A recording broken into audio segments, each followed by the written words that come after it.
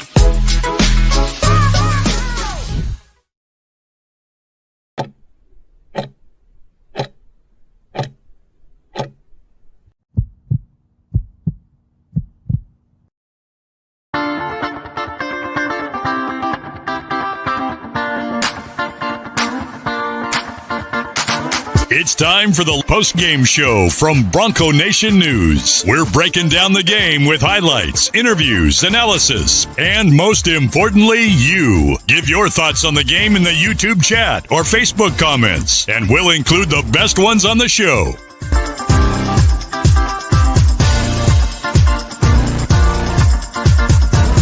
All Bronco Nation news broadcasts come from the Western Collective Studios. Head down to Western Collective's locations in Garden City or downtown Boise to try some of their delicious beers, including the Horseshoe Golden Ale, the first beer to support an NIL collective.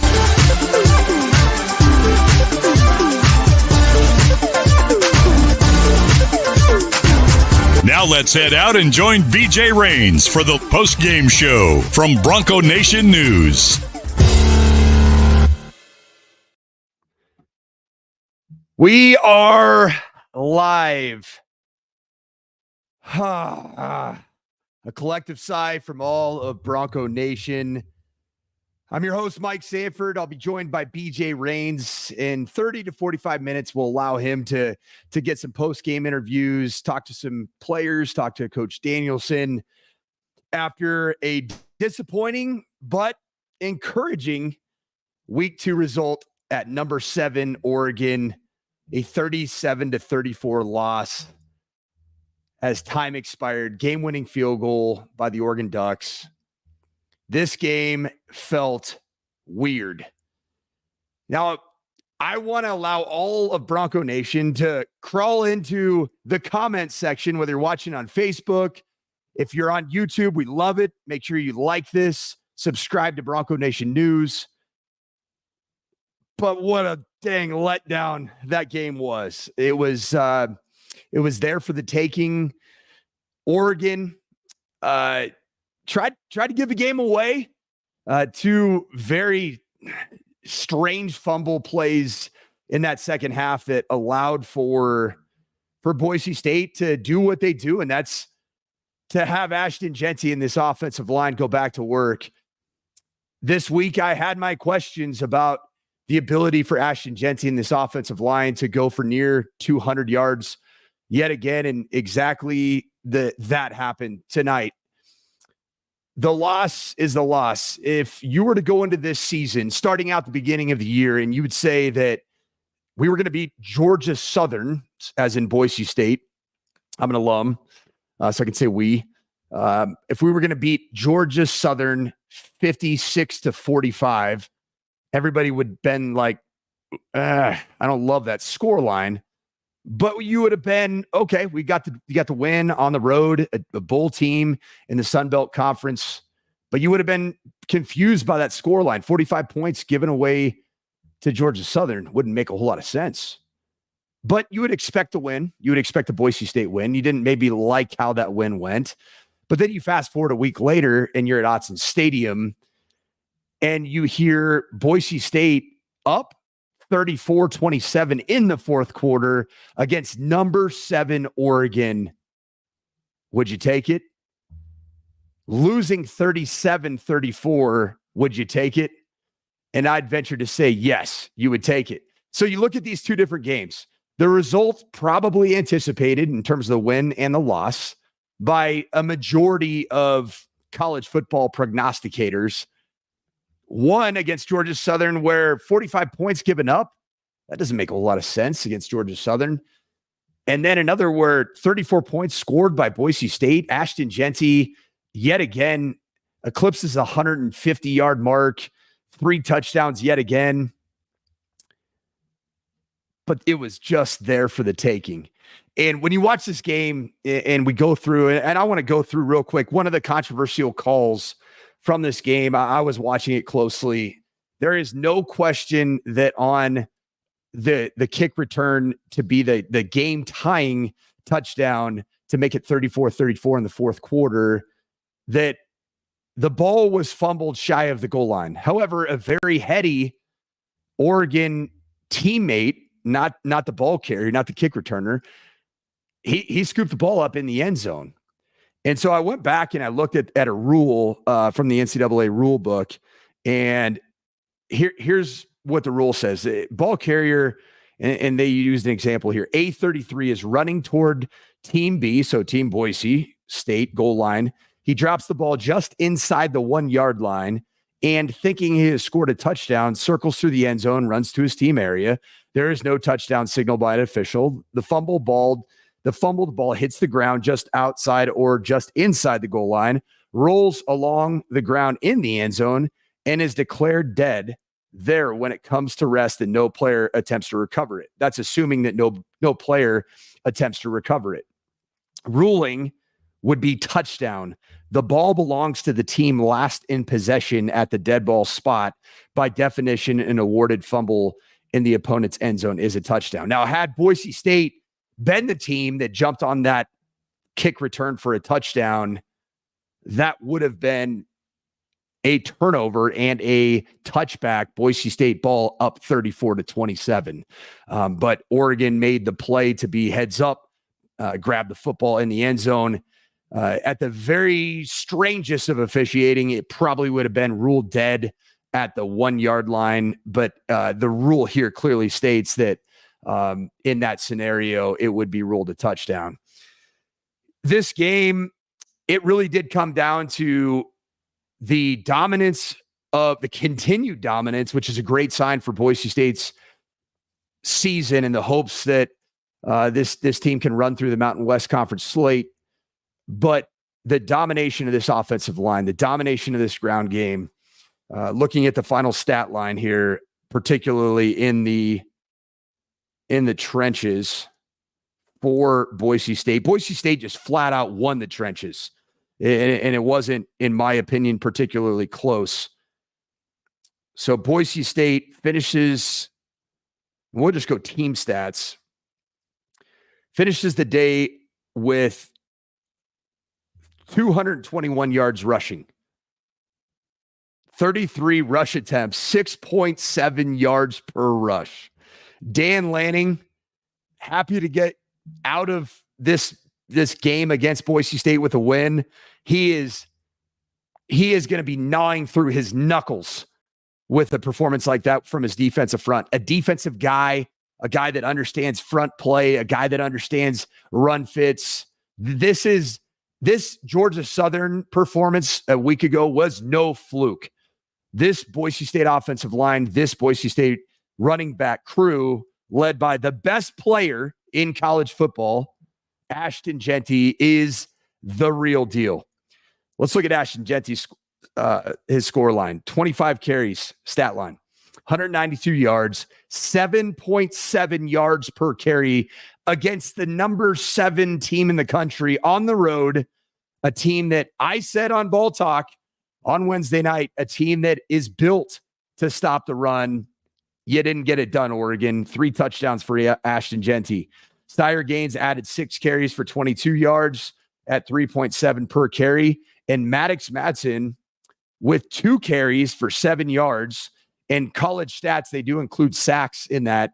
So 2 carries for 7 yards, along being 8, which means that the only sack given up by this offensive line in 40 pass attempts was a 1-yard sack of Maddox Madsen. Now, we have to talk about the reality.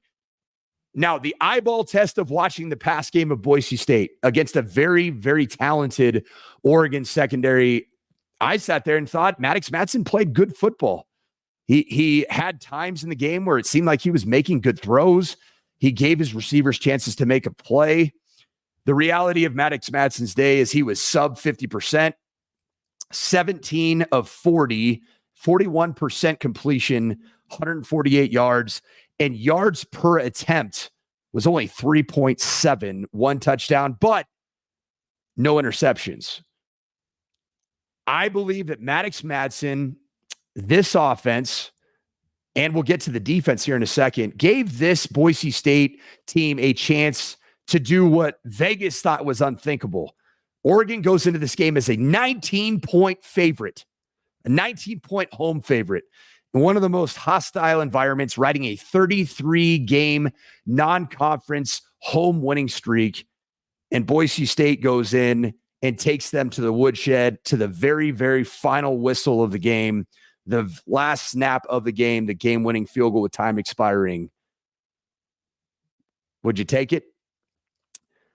The problem in this game was special teams. And I made a commitment in my first week of Ball Talk that no matter what my friendships are, no matter how I see things, my job being on Bronco Nation News is to give you, the viewers, our followers, the best information. And at the end of the day, Boise State's defense was the most improved unit from week 1, giving up 45 points at Georgia Southern, all purely defensive points allowed. No special teams points allowed, no pick sixes, no scoop and score fumbles from Boise State's backs or quarterbacks. 45 points were allowed by Boise State's defense. Today, 23 points were allowed against the Oregon Ducks. 23 points by this Boise State defense. And where I think that this game was so damn impressive from Boise State's defense, third down efficiency defensively.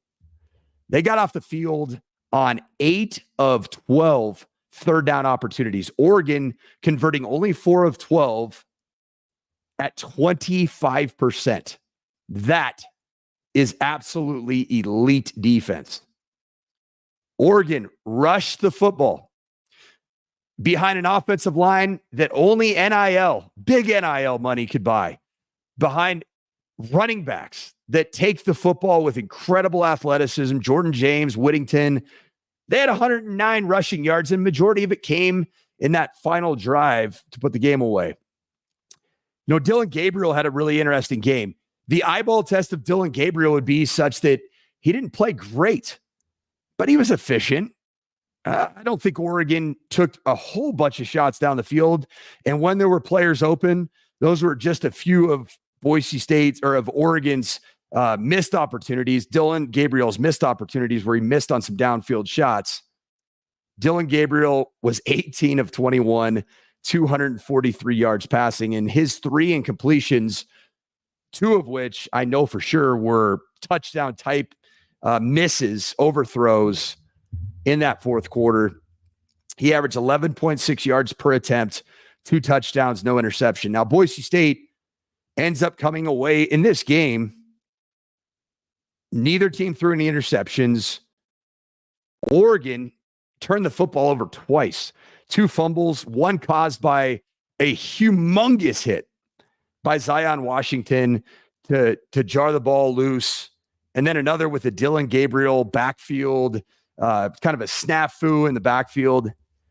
But guys, the reality of this game, and we have to go through this right now, is the scoring summary for this game. First quarter, 9 minutes and 29 seconds remaining. Jonah Dalmas, 42-yard field goal, good. Of course it was. Jonah Dalmas. 3-0 Boise State.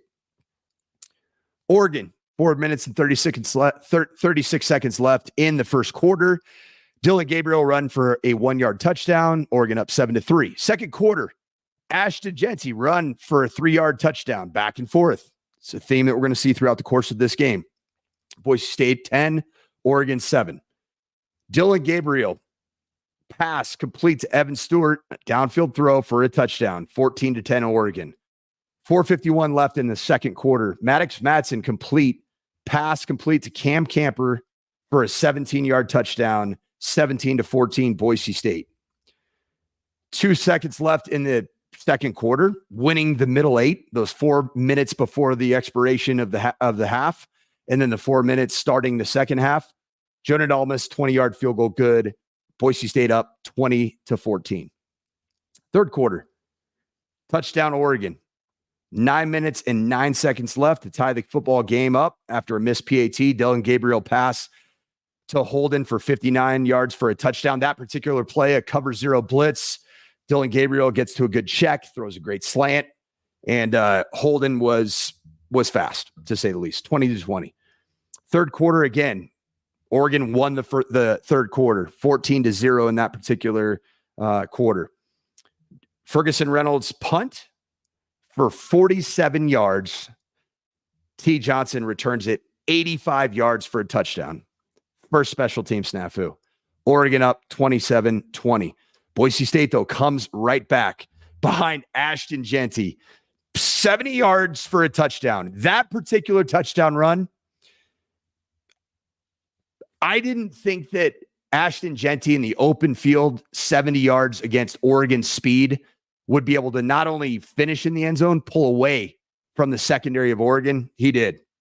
He's the best player in college football. He's their best running back in college football. He is, after today, the Heisman frontrunner in college football. 27-27, Boise State, Oregon tied up. 13 minutes and 9 seconds left in the fourth quarter. Fourth quarter, Ashton Jeanty run for 8 yards for a touchdown. 34-27, his third touchdown of the day. 10 minutes and 15 seconds left. Boise State's up 34-27. Jonah Dalmas, kickoff immediately after. 65 yards, Whittington return for 100 yards. Whittington fumbles, recovered by Lamar for a touchdown. That's the play that was in question. Oregon, 34, Boise State, 33. PAT is good. And then finally, 2 seconds remaining. Field goal, Sappington, 25-yard field goal, good. If you think that I'm reading that because I wasn't watching the game, I was watching the game, okay? I wanted to read that because this game was lost by special teams. 1 punt return for a touchdown, not good enough. Punt return for a touchdown and a kickoff return for a touchdown, not going to win you a football game ever against anybody in college football. If Boise State had given up 2 special teams touchdowns in the previous game against Georgia Southern, the season opener, Boise State loses that game. That was the difference in the game. Maddox Madsen, was he good enough today? I think he was okay. I think he was good enough because you have the offensive line, you have the running back position, you have Ashton Jeanty, you had a defense that made incredible strides today.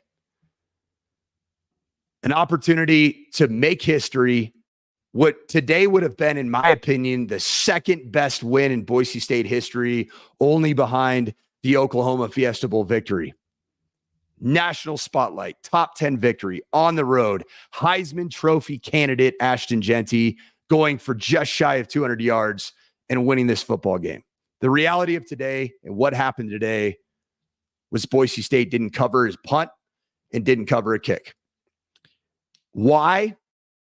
I'm going to get back to the film when I get the all 22, when it's available to me, and figure out why. Is it a matter of heart? Is it a matter of want to? I don't think so. I think Boise State is incredibly deep. It's got a ton of players just looked at times like it was just leveraging the football, making sure that relative to the blocking unit of Oregon on their return units, one on a punt return, one on a kickoff return, leverage the ball back into your help. Now, the reality of playing a team like Oregon, special teams creates space, and athletes to the caliber that Oregon plays with, they love having the opportunity to run through space. And that's exactly what they did. As we get into this post-game show presented to you by the Blue and Orange store, make sure you get to the Blue and Orange store and get all your Boise State gear. They have a bunch of new stuff. I order all the way from Colorado all the time. But I want to get into this, and I want to have a therapy session, because right now we have 2,400 live viewers watching us. Sorry if my voice is a little bit hoarse. I called the CSU-UNC Northern Colorado game earlier today. CSU won that game 38-17. But I want to get to some of your guys' questions and comments. So keep those questions, keep those comments coming. Here's the first one that I think is very valid. I am concerned about losing two starting offensive linemen. I appreciate you for writing that, Lendell. I am too. But there's depth in this offensive line. I do think that the Mason Randolph injury did hurt Boise State, particularly in pass protection. I saw several examples where Maddox Madsen had Oregon interior defensive linemen really on him within his third step of his drop, stepping into the pocket. It does make it challenging. But I do think that, we'll wait to see what Spencer Danielson says post game. Let's keep going here.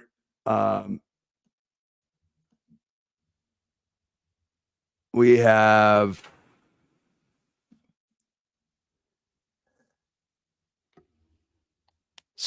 Caleb Johnston writes a little bit late to the chat here. Could have already been said, but why in the world are we passing the ball on second down and third down with the best running back in all of college football? Dirk Cutter lost this game. I disagree with that. I really do. I think that while you do want to play to your strengths, Ashton Jeanty ended up this game with he had 25 carries, 192 yards. Could it have been 30? Maybe. Part of what makes a run game successful is balance. When you do have the threat to pass the football, and 40 attempts for Maddox Madsen might be on the high side, particularly in a game where you weren't chasing points throughout the course of the game. But I don't think that running the football every single play, particularly on second and third down, and if it's 3rd and 5, 3rd and 7. Converting those 3rd and 5s, 3rd and 7s against an Oregon defensive line is not the easiest task that you could possibly take off there.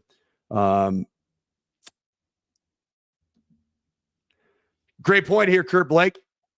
How much money did Las Vegas lose tonight? Well, if they had a lot of people riding with Oregon in the 19 points that they were favored to win, they probably lost a lot of money. But if you didn't watch earlier today, the CU Buffs, the team that I was previously associated with as a coach, 95% bet on CU to not only win or win in the money line. So Vegas is doing just fine. I'd like to hear this one right here. The refs were awful. They were blind to many PIs from the Ducks. I tend to disagree with that. I think a perfect example of that is the final PI of the game that was called on Boise State. That was a clear PI. And one thing that I came away from the Georgia Southern game looking at, and overall this defensive unit for Boise State played so much better. But that PI late in the game, which ultimately led to the field position change, 15 yards, getting closer to a game-winning field goal. If you watch the technique used by Boise State, it was blanket coverage, arm wrapped around, not playing the football, whereas I think Oregon was making an attempt to lean on the receiver from the DB position, look up for the football, and then make a concerted effort to play through the ball. I didn't see that. I would love to hear anybody else jump into the comments here and make any comments about what you thought from an officiating standpoint was flawed today. Targeting call. Yeah, so I tweeted out. I was live tweeting that particular play, and I don't like the rule.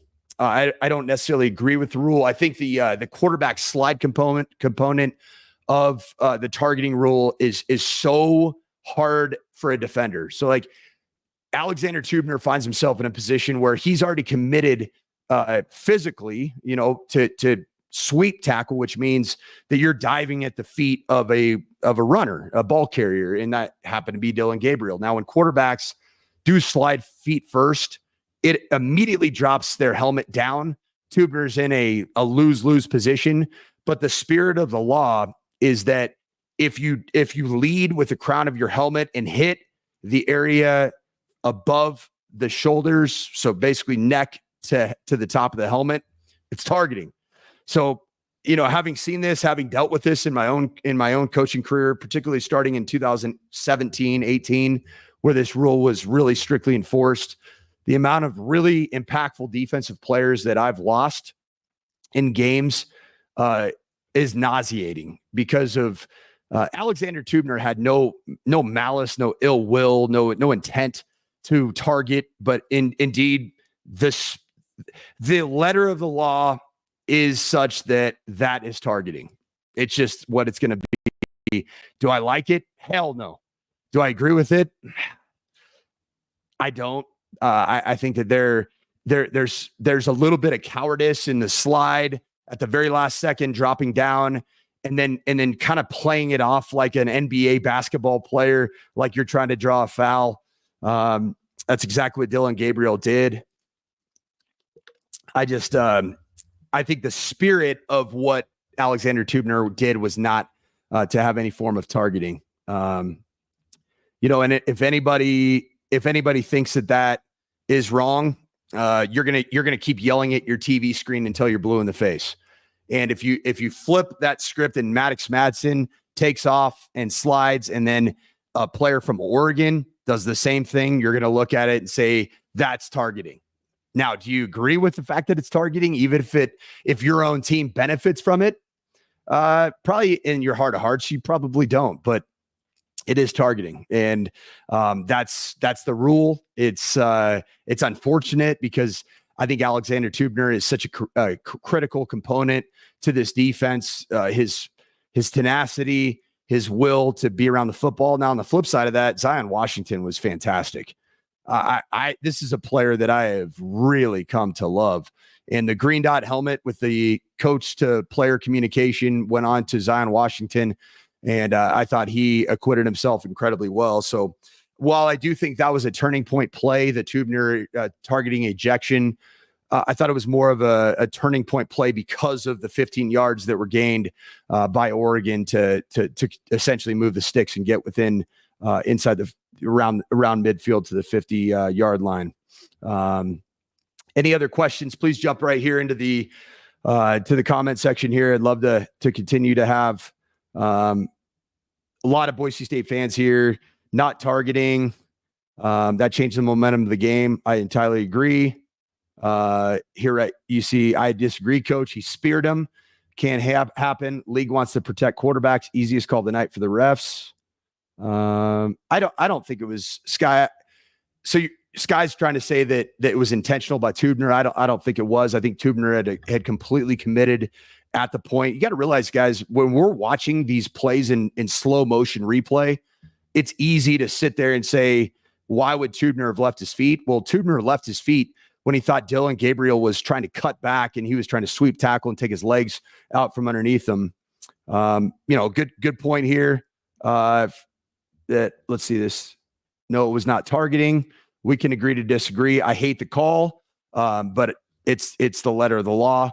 Taylor Green would have won the game. Real talk. We'll never know. We'll never know. Taylor Green has looked good today. Lost in double overtime today to Oklahoma State, I believe. Really competitive football game. Taylor Green has been doing some really good things. Nick Saban made a comment today on one of the post-game shows on ESPN about his intrigue with Taylor Green as a player. I agree. I've always loved TG10's Clay. Bobby Petrino has molded it very appropriately. Taylor would have went off. Shame that he was pulled out of Boise. Hindsight, as we all know, is always 2020. But Taylor Green as an athlete would have given you another element, but this run game was already pretty damn good. And so you have to have the discussion, would Taylor Green as a passer been a net positive, a net plus over Maddox Madsen as a positive? I don't know that. Although I have been very impressed with how Bobby Petrino is using Taylor Green. I agree right here, Devo Bronk, that Zion Washington stepped up. Also, 2 starting interior O-linemen out early. Our backups mostly played well. Totally agree. Only one bad snap that Mad Dog threw away. Maddox was 17 of 40. Certainly not good enough, but didn't turn the football over. Did move the chains in some opportune times to create some. You can see on the flip side of this, TG10 was the worst QB in BSU history. I think that some people would think that. I personally thought that TG10 was exciting football to watch because of what he could create athletically, his speed, his ability in the zone read and quarterback-driven run game. But this is a team right now that, in all reality, this Boise State team is 1-1. A challenging road victory against a game team, Georgia Southern, who you beat in their building in Statesboro, Georgia. Georgia Southern goes to a very hot Nevada team that dang near beat SMU in the opening game, an ACC team, although they lost this week to BYU and looked like donkey do. But Nevada lost tonight. Georgia Southern with the win in Mackey Stadium. So you got to feel pretty good about that. Again, bad coach, should have been let go, not made a head coach. Assuming that would be about Spencer Danielson. I thought that Spencer Danielson, as a defensive mind, as the previous defensive coordinator, that's the role that he rode into the interim head coaching job, won games, got to the Mountain West Conference championship game, won the Mountain West Conference as an interim head coach. This defense had a bad performance against Georgia Southern. That wasn't the case today. So you've got to like what you saw from Spencer Danielson in terms of investing his time on the defensive side of the ball this week in preparation for this game. Oregon athletically does present a slew of problems because of their matchups, because of their quarterback, Dylan Gabriel, is a guy that was a preseason Heisman favorite. He's not going to be in that conversation when this thing all winds down unless he gets a hot hand. Right here we got, by the way, the best running back in the Mountain West, ran for 50 yards and 0 scores. San Diego State, not too hot. Meanwhile, his counterpart for Boise State, the player I'm not even going to name by name from San Diego State, that said that you can't compare the two of their games. Ashton Genty and San Diego State running back that had 50 yards and no touchdowns. Not a great performance from the Aztecs. Across the Mountain West today, if we look at the Mountain West, which you can scoff at it and say that we are bigger and better than the Mountain West Conference. There is a world that exists where Boise State will have to run the table in the Mountain West Conference to get the Group of 5 bid to be the power or the CFP playoff team to represent the Group of 5. So we'll start out with live score right now. USC is beating Utah State 41-0 with 8 minutes to go in the fourth quarter. The Idaho Vandals, who apparently pretty good football team, played the Oregon Ducks very closely a week ago, 24-14. They beat Wyoming at War Memorial Stadium earlier today, 17-13. Colorado State versus Northern Colorado. I called that game, as I said earlier, but one thing of note that happened, Colorado State wins the game against FCS Northern Colorado 38-17. One thing of note, Torrey Horton was horse collared, but the horse collar was not completed. He pulled up lame, looked like either a hamstring or groin, possibly a knee, went to the injury tent for 6 minutes. So Torrey Horton appears to be either in a position of a 2 to 4 week type of an injury, or it could be something more severe. UNLV continues its role, going to 2-0. Beat Utah Tech, formerly known as Dixie State, down in southern Utah. It's 72-14. San Jose State under Ken Niumatalolo, 17-7, beats Air Force. Knows that option offense. Georgia Southern, we already talked about, beat Nevada at Nevada 20-17. Fresno State was rolling early. Game got a little bit closer against Sac State, wins 46-30 at Fresno State. And then Oregon State, who I believe is not going to be a great opponent on this schedule for Boise State. Of the Pac-2 teams, I like Washington State better.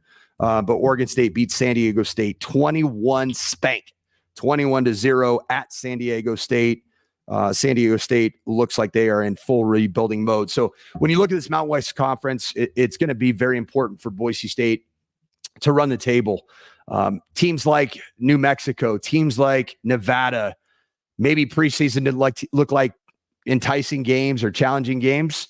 Those are programs that look like they're on their way up. Wyoming, on the other hand, looks like a program at 0-2, got absolutely obliterated in their opener against Arizona State, 48-7. They end up scoring with like 3 seconds to go in the fourth quarter, down 48-0. Wyoming looks like they're not off to a great start. Might not be a great team. The Wyoming fan base is already calling for Jay Sawvel's team. So you could be Wyoming right now. You could be 0-2. And I know we're Boise State. Wyoming shouldn't be compared. But new head coach Jay Sawvel versus new head coach Spencer Danielson, you were in the fight today as a Boise State fan. Boise State's team was in the fight, had a chance to do something that, frankly, it hasn't done in quite some time. Knock off a top 10 type of a team, a college football blue blood. And at the end of the day, it just wasn't enough. And why was that? It was 2 special teams touchdowns. And there's no ifs, ands, or buts. Now, I will say this. I'm going to call everything the way I see it. And I have a unique set of experiences to talk to you, Bronco Nation, as somebody that has coached in this industry. I know people, and I will say this, that Stacey Collins had a bad day at the office today. I've had bad days at the office, plenty of them. You can ask the Western Kentucky fan base about Mike Sanford. You can ask the Minnesota fan base about Mike Sanford. They're not going to have very, very fond things to say about me. Stacey Collins is a coach that I've worked with. He takes tremendous pride in what he does. Stacey Collins will work whatever hours is required of him to work, not required from Spencer Danielson, but Stacey Collins has a very high standard for himself. He will demand it of the special teams unit. And I don't believe that this will continue to happen throughout the course of the year. I looked at the opening game against Georgia Southern. One of the scores for Georgia Southern was because of a kickoff return that got out to midfield. And I looked at it, I said, that's not characteristic of a Stacey Collins special teams unit. Well, today, caught up to you when it caught up to you. And that's what it was. It was a punt return for a touchdown, kickoff return for a touchdown, 100 yards and 85 yards. You have to think about it. 2 plays, 185 yards on the special teams unit. Doesn't show up on the defensive stats. But at the end of the day, it's 14 points. You take those 2 away, 34-23. And we'll see what happens. Let's get back out to some comments. B.J. Rains finished up with Spencer Danielson and is on his way to join us here. I like this. I like the way this thing starts out. Genuine question, man. All Boise State did was market Malachi to us fans. Hell, I was there at the welcome party at BOI. Why wait to the last second to bench him? What isn't being told to us fans? I don't know. I'm not there. But if I were to guess, Malachi Nelson is not ready to be a Division I FBS CFP playoff team starting quarterback today. Because if he was, Dirk Cutter would start him. If he was, Spencer Danielson would start him. And so that's all I can go off of is to have the idea that right now, Malachi Nelson is not ready. And now what I do think is, I do think that Maddox Madsen saw his biggest challenge of the season, didn't I don't think he crumbled under pressure. I don't think that he created any plays that dramatically impacted the game for Boise State in a negative way. Maddox Madsen was a bit of a game manager today, just didn't have the completion percentage that you'd love to see from a Boise State quarterback. The standard from Chris Peterson, from Brian Harsin, myself, the standard at the quarterback position from a completion percentage standpoint is 70%. Now, when you're playing a team like Oregon that plays a healthy dose of man coverage, they come up and take away the easy gifts, something that Georgia Southern didn't do with consistency, play a little bit more soft zone coverage. It makes you have to earn those throws. At times, Maddox Madsen threw some great balls. Other times, was there enough separation at the receiver position? Jump into the comment section. I'd love to hear what you think. Was there enough separation created? Oregon has 5-star DBs. They got some of the best portal transfer entry guys in all of college football. Now, I will say this. I want to talk a little bit. I know nobody here cares about Oregon, but something's wrong with Oregon. That's not a great Oregon football team. It's a talented Oregon football team. And I'm willing to go on a limb here and say that Oregon has the best roster that money can buy. But sometimes paying 18 to 22-year-old individuals to play football and just lining the pockets with hundreds of $1,000s, millions of dollars, I think you're starting to see it on the field for Oregon. There is no way that an Oregon team should play Idaho as close as it did. What was it? A 7-point game deep into the fourth quarter. The talent disparity between Idaho and Oregon is ridiculous. Now, I didn't think today that the talent disparity between Boise State and Oregon was nearly as wide as I thought it was. In fact, I thought it was fairly narrow, which shows that got to throw some credit in Andy Avalos and his staff, his original staff, which many of which are still here. But Boise State has done a very good job of building a roster organically through high school recruiting, developing those players. But yeah, I am not on board with Oregon right now. Preseason, I was all in. Dylan Gabriel, I thought was going to be fantastic. Evan Stewart, receiving crew, Whittington, Jordan, the running backs. I thought this Oregon team was going to be absolutely on fire, untouchable. After watching him against Idaho, I was like, felt like a preseason NFL game. After watching him today, their best versus Boise State's best. Boise State, I thought, was the better team. We are now, I can see in the backstage here, we are now joined by B.J. Rains. There we go. How are we doing, Mike? You got me? I got you. How you doing, B.J.? Oh, I'm doing pretty good. Let me fix one thing here real quick. There we go. Can you hear me now? Got me. There we go. I can hear you perfectly. Chiming in from the press box. We just talked to Spencer Danielson, just talked to Ashton Genty, just talked to Zion Washington. We also have about 6 minutes of highlights that our intern right here, come peek in the camera and say hello, Jaden. A little further. There you go. There's our intern, Jaden. He came along on the trip. We got some highlights to play, all kinds of stuff. But man, Mike, over 400 watching on YouTube alone. We got crazy viewership, and awesome job by you kicking this thing off. Was your audio better to start tonight? No issues? Yeah. I didn't mess with it too much. What a game, though, man. I mean, I know you've been talking about it, and the 2 special teams touchdowns certainly were a killer. But for Boise State to come here on the road and do what they did, I mean, I know there's no moral victories in this thing, but for them to kind of show that they could hang with this team, I don't think it's going to obviously hurt them come end of the season. I think if they win out, I think that, unless obviously some other teams, we'll see what happens. But in terms of the group of 5, I think they're still in a prime position to make a run here to get to the playoff. And, I think Liberty, they're going to have an easy schedule. They may go undefeated, but they played Oregon in the bowl game and lost by like 40 or whatever it was. And Boise State hangs and only loses by 3. So tough loss, really tough loss seeing those guys walking off the field. But to hang in there, I'm sure you talked about it, Mike, but I thought it was a big play at the end of the first half, not getting the touchdown there and having to settle for the field goal with 5 seconds left. That was certainly a play that I thought, maybe on second down you run it, so on third down you can do the pass play. But 5 seconds, is that not quite enough time, I guess, Mike, to try to run one more play? And you get the ball to start the third quarter too. So absolutely, from a head coaching perspective, you take the points. All the analytics that go behind, scoring before halftime, getting the ball to start the second half, you take the points. But yeah, I don't second guess Spencer on that particular call one bit, not at all. Now, one thing that we did talk about there, you mentioned that you were comparing, kind of playing some scoregami between last year's Liberty Oregon match. I know it's a different Oregon team. It's not the same. It's a very different Oregon team. There is something inherently wrong with that Oregon team for as much talent as they have. Man, and I don't. I mean, they're winning. They're 2-0.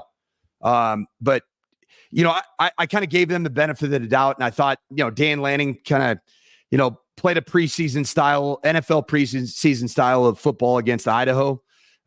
Oregon's they lack rhythm. They're fairly undisciplined. You know what they play like right now, BJ? They play like a lot of players that have been paid a whole hell of a lot of money before they actually did something for that school. Yep. And to be honest, I'm not impressed with Oregon. Frankly, I'm not impressed with much of the Big Ten after the slate today. Michigan looks terrible. Penn State dang near loses to Bowling Green. Ohio State, I think they're okay. I mean, they're obviously really good, but relative to the national landscape, I don't really know what to think about the Big Ten and Oregon. I agree, and I'm curious. I'm going to be following Oregon closely to see what they do, because I mean, for them to have 4 sacks. I mean, they're up, and then the game changed, man. Those two, Zion Washington, and then with the strip, and then the 70-yard touchdown, and then you do it again, and all of a sudden you're winning the game. And this place was just silent, and then you had the lead for 30 seconds because you give up the kick return touchdown right away to let them tie the game. And so, yeah, I don't think this Oregon team, if they were redoing the rankings, would be ranked, 3rd last week and then 7th this week. It is what it is. But there it is. This comment right there. That is 100% going to be the most challenging game left on the schedule. They just need some home games, man. Two road games to start the season, and then now they get the bye and they have 3 home games in a row. So this is a nice stretch here. One of those is the Washington State game in this stretch, where they can try to get back on track. But I mean, you've been reading the comments here for 45 minutes, and I know we still have a huge gathering. What is the pulse of Bronco Nation? I mean, are you guys mostly okay with this, feeling pretty good and happy with the direction, and think this is going to be a damn good team? Or are they all, we gave this game away and they're super ticked off? Yeah, I mean, I laid it out, BJ. I thought the most improved unit maybe in all of college football from Georgia Southern from week 1 to week 2 was the Boise State defense. Read through the stats. Overall, very impressed with the pressure that was created. Dylan Gabriel, the numbers were good, but they weren't like mind-blowing. And to be able to hold Oregon to 109 yards rushing when Dan Lanning, it looks like mandated that Oregon run the football and control the clock against what he viewed to be an inferior opponent.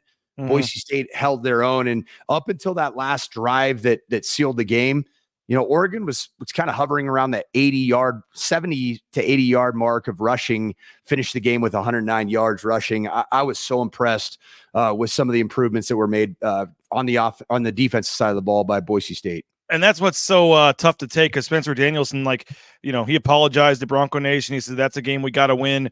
But there were a lot of improvements with the defense. I think I have the final numbers here. You look at the 3rd down improvements that they made. I mean, I know the numbers changed a little at the end, but they were, Oregon was only 4-12 on 3rd down, Mike. I mean, after last week, they converted 25%, man. You got to think that Boise State got off the field on 75% of 3rd downs on defense. 4 of 12. Yeah. And I mean, you go down the line here. I mean, Dylan Gabriel, he was 18 of 21, but the thing was, I think they got 70% of their yards on 3 plays, just those explosive plays. And I guess that, Mike, is when you do face what you expect to be an explosive offense, that's as what Spencer's phrase, the razor's edge for the defense. You could have 3 or 4 or 5 or 6 or 7 or 8 great plays in a row, but you give up 170-yard pass, and all of a sudden that's it, and the stats are skewed. And there's just still too many, even though they made a lot of improvements, still just too many explosive plays that this defense has given up, particularly in the passing game right now. Yeah, but BJ, if you take away the two, I think that in our minds, right, as fans, and you and I are talking about, 2 of those explosive plays were special teams touchdowns. Yep. If you take those, I mean, that ended up equaling 185 yards of production and Yeah. 14 points. But they had the 59-yard touchdown pass. They had a 34-yard touchdown pass. I mean, they had a couple long pass plays in there as well. They had a fifth. Let's see. They had a 67-yard pass, a 59-yard pass. I mean, they had some long passes in there. But yeah, this comes down to and by the way, we'll play the clip here in a minute. Stacey Collins, they paid him a lot of money to get him to leave Penn State and come back to Boise State to coach the special teams. I know you know him well. Spencer Danielson said we have the best special teams coach in America. We just have to, have guys that have to win their matchups and make plays. And so he stood behind him. He did say that, obviously that can't happen. The second one is the killer, man. You just took the lead. They're going into the wind. So you're wondering, are they trying to kick it out of the end zone or why are you letting that guy return it? And right after you get the lead, and this place is silent, Mike, to just give it right back with the, I mean, that's just, that one was tough, man, to give it right back. It was, yeah. Brian here, Browning. I know everybody's really angry. Isn't that what you said? Well, no, I said that Boise State's defense got off the field on 75% of the third downs that they defended. Yes. So yeah, you have to look at it from a defensive perspective. Yes, Oregon converted successfully, only 25%. 100 minus 25 equals 75, which is how many times Boise State's defense got off the field. Let's see here. Forever the Stacey Collins game. Breaks my heart to say it, but it's facts. Mike, you know Stacey Collins very well. You coached with him, I believe, at Utah State. Again, they put so much emphasis on special teams this year. They have a logo, the SWAT, team logo they have, and they put all these starters on special teams. And for them to give up 2 special teams touchdowns and really, I mean, they win this game by double digits if that doesn't happen. I mean, knowing Stacey Collins the way you do, how tough is he handling this right now? Very tough. I mean, one thing about Stacey Collins that I know, he's not a guy who's going to point fingers. He's not going to blame people. He's one of the people that I respect the most in this industry, and coaching that I think is so shady, and so many people like to throw others under the bus or throw players under the bus. He won't do that. He realized that he's the one that's paid to do a job. And if there's another kick return or a punt return for a touchdown on this season, we'll say at least this 12-game regular season, I will be shocked, BJ. I will be absolutely shocked. I can't. You've had a really long day, Mike. We both have, and I'm gonna let you go if you want, and I can play the interviews. But we both were wrong. 4 of 12 is actually 33%. 4 of 16 would be 25%. Now you're talking there, Brian. Brian, you got to give us some credit, guy, or give us some slack. This guy's already called an entire game. Is not 25% is what he's meaning. Now they're saying 4 of 12. 4 of 12 is 1/3. Now you were thinking 4 correct and 12 wrong is what you were thinking. So 16, 4 of 16. Yeah, 66.6 repeating percent of the time Boise State got off the field on third down. I stand corrected, Brian. How did I believe in accountability, and I was wrong. So dude, you've been up and working for 14 hours or whatever. I mean, how'd the altitude broadcast go? It was great. We had absolutely no audio 3 minutes before the game started. So I'm getting ready to call my first TV game, and there's nothing. I can't hear the play-by-play guy. I can't hear the producer back in San Francisco. Pac-12 Networks was producing the game. So, I just kind of raw dogged it, BJ, and it went pretty well. I had a lot of fun. Well, we never got our audio figured out the entire game. So, gosh. It was literally as bad as you could possibly imagine in terms of the circumstances. Well, I know it's archived on the Mountain West Network, so I can't wait to go back and listen. Somebody is asking about the kickoffs, Mike, and why Jonah Dalmas is not doing the kickoffs. They switched to the other kicker, and now I don't have my notes in front of me, and I'm sorry. I apologize. I forget who it is. I think it's Schutt or Schult. I forgot his name. I'm sorry. But Spencer was asked about that in the postgame press conference, and he said he gives us the best chance to kick it out of the end zone. So I think they feel like he's got a stronger leg. I don't know what the answer to that is.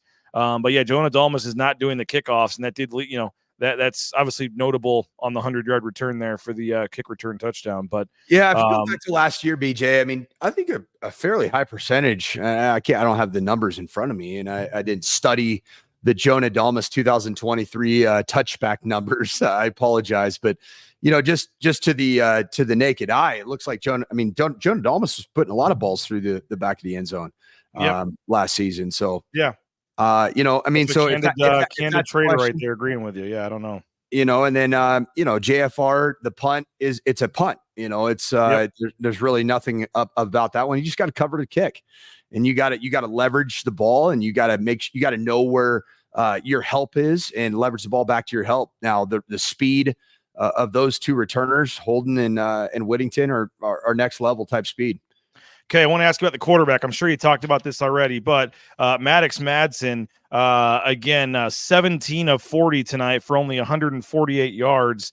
There's a couple people asking about him, and then someone saying, why are we throwing the ball 40 times with a Heisman Trophy candidate at running back? Overall, I thought Maddox played great the other day. I did not think he played great tonight. Not super unexpected against the top 10 team on the road, but I didn't think he played great. And the average, to have 40 attempts and you only end up with 148 yards. I mean, you're under 4 yards, per attempt. Only did get sacked once, but overall, and Spencer said after the game, the passing game needs to be better, but it's a lot more than just the quarterback involved in that. What was your take? 17 of 40 for only 148 yards for Maddox Madsen. Yeah, if I hadn't checked the stat line, I think I checked it in early mid fourth quarter. I actually thought he was playing well as a game manager because he is that, BJ. He's a game manager. I thought he had some critical third down conversions. I think the third down percentage on the day was fairly good. Was it near 50% for Boise State offensively? Third downs? Yeah, for Boise State on the they were pretty good on third downs. They were, let's see here, 9 of 19. Yeah, that's pretty. And let's not do our math so we get crushed on that again. Just shy of 50%. I know that because 10 out of 19 would be above 50%. There you go. 9 out of 18 would be 50%. Yep. So I think this. I think Maddox Madsen from the eye test didn't turn the football over. Didn't have any just game wrecking type plays. Yeah. I just don't think that. I don't think he was great today, but I personally don't think he was great against Georgia Southern either.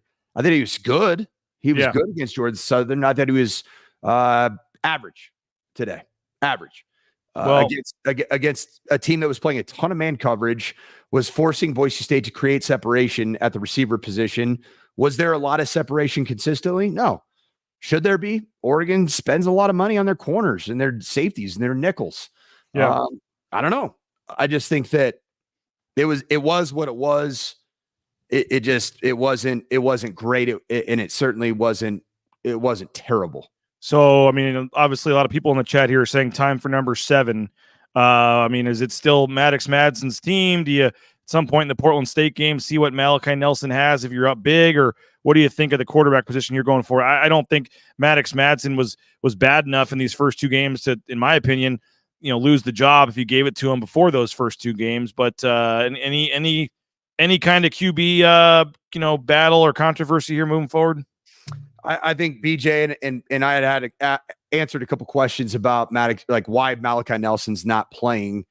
And in my heart of hearts, not knowing a thing, not talking on the phone to anybody on the staff, in my heart of hearts, I believe that if he was ready to be a starter right now today and gave this team the best chance to be successful, he'd be starting right now. Yeah, I agree. I don't think that's the case. I agree. Should we hear from Spencer Danielson? Yeah, I want to hear. Yeah. Do we need to take a break? Have we done any commercial breaks yet? I have not done a commercial break. All right. I hate to do this to folks. We need to take a quick commercial break. I can just roll through this myself real quickly and we can move on here. But Western Collective, I hope you guys enjoyed the watch party down there. We appreciate Tyler Shoemaker for coming by at the watch party. Really enjoyed it. My wife and kids were down there. She said it was a great crowd. They had a lot of fun. So your away game watch party headquarters, House of Western, the Bar National there. When you pull in, you turn to the right, House of Western, downtown on Idaho Street. Make that your spot for the away games. $3 Horseshoe Gold Nails. Make sure you pick those up. The Horseshoe Gold Nail and Western Collective, our studio sponsor here at BNN. RoePaint.com, our title sponsor. Check them out, ROEPaint.com. Saw Andy Rowe here at Autzen Stadium. All your painting needs, make sure you check out our title sponsor, RoePaint.com. Those concrete coatings, highly recommend those. They can do the interior, exterior residential painting as well. All your painting needs, the official paint and coatings company of Boise State Athletics is RoePaint.com. We'll be back with the Tyson Degenhardt Show, I believe, on Thursday this week. Thursday night, the Tyson Degenhardt Show is back on Thursday night, 8 p.m. on Bronco Nation News, courtesy of Idaho Central Credit Union. I saw my boy Clark with ICCU on the field tonight. So ICCU.com, check them out. Best e-branch mobile online banking out there. And again, there's a branch in every corner, but you pretty much don't even need them because you got that one right there in your pocket. Idaho Central Credit Union. Matt Bauscher Real Estate, number one ranked realtor in the Treasure Valley. Again, we're going to hear from Spencer Danielson and the players coming up in just a second. BauscherRealEstate.com, the number one ranked realtor in the Treasure Valley. Check him out, BauscherRealEstate.com. And he helped us buy and sell our home, did a tremendous job, him and his crew. So we appreciate them. BauscherRealEstate.com. Ridley's Family Markets, shopridleys.com. Check them out as well. Shopridleys.com. They got 13 locations in the state of Idaho, others in the surrounding states. And again, you can download that Skip app, save up to 40% off at the checkout line at shopridleys.com. All right, we got do you want highlights first? We want to hear from Danielson. Which direction do you want to go here, Mike? Yeah, I want to hear Spencer. All right, so let's see what we got here. Post game, let's bring this back. And then I got to move these into the folder here. And then let's try to bring Spencer Danielson up here. I apologize. You guys, appreciate you on the fly here. I have no idea on the quality of the audio here as well, so you may have to turn your microphones up a little bit. Here is Boise State head coach Spencer Danielson talking to the media after the loss. You guys hear me okay? Well, we got to find a way to win that game. And that's the thing I told our team. You come to Boise State to be a part of Bronco Nation to go win that football game. But I'm proud of our team. I'm proud of our team. We didn't finish the game the way we need to. We need to find a way to win that game. We didn't. We're gonna look at it, learn, and grow from it, and we're gonna be a better football team because of what we went through tonight.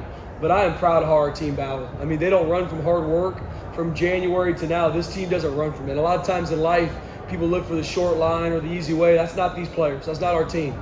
And consistently, back and forth, momentum is created through execution. And even when we're down late in the third quarter, early in the fourth quarter down, our guys kept swinging, stayed in. That's a testament to their heart and who they are. And we're going to learn and grow from this. Our best football is in front of us. And I think we showed ourselves tonight, even for those people maybe outside that didn't believe in who we are. We got a good football team because we got a group of guys that don't run from hard work, that it matters to them.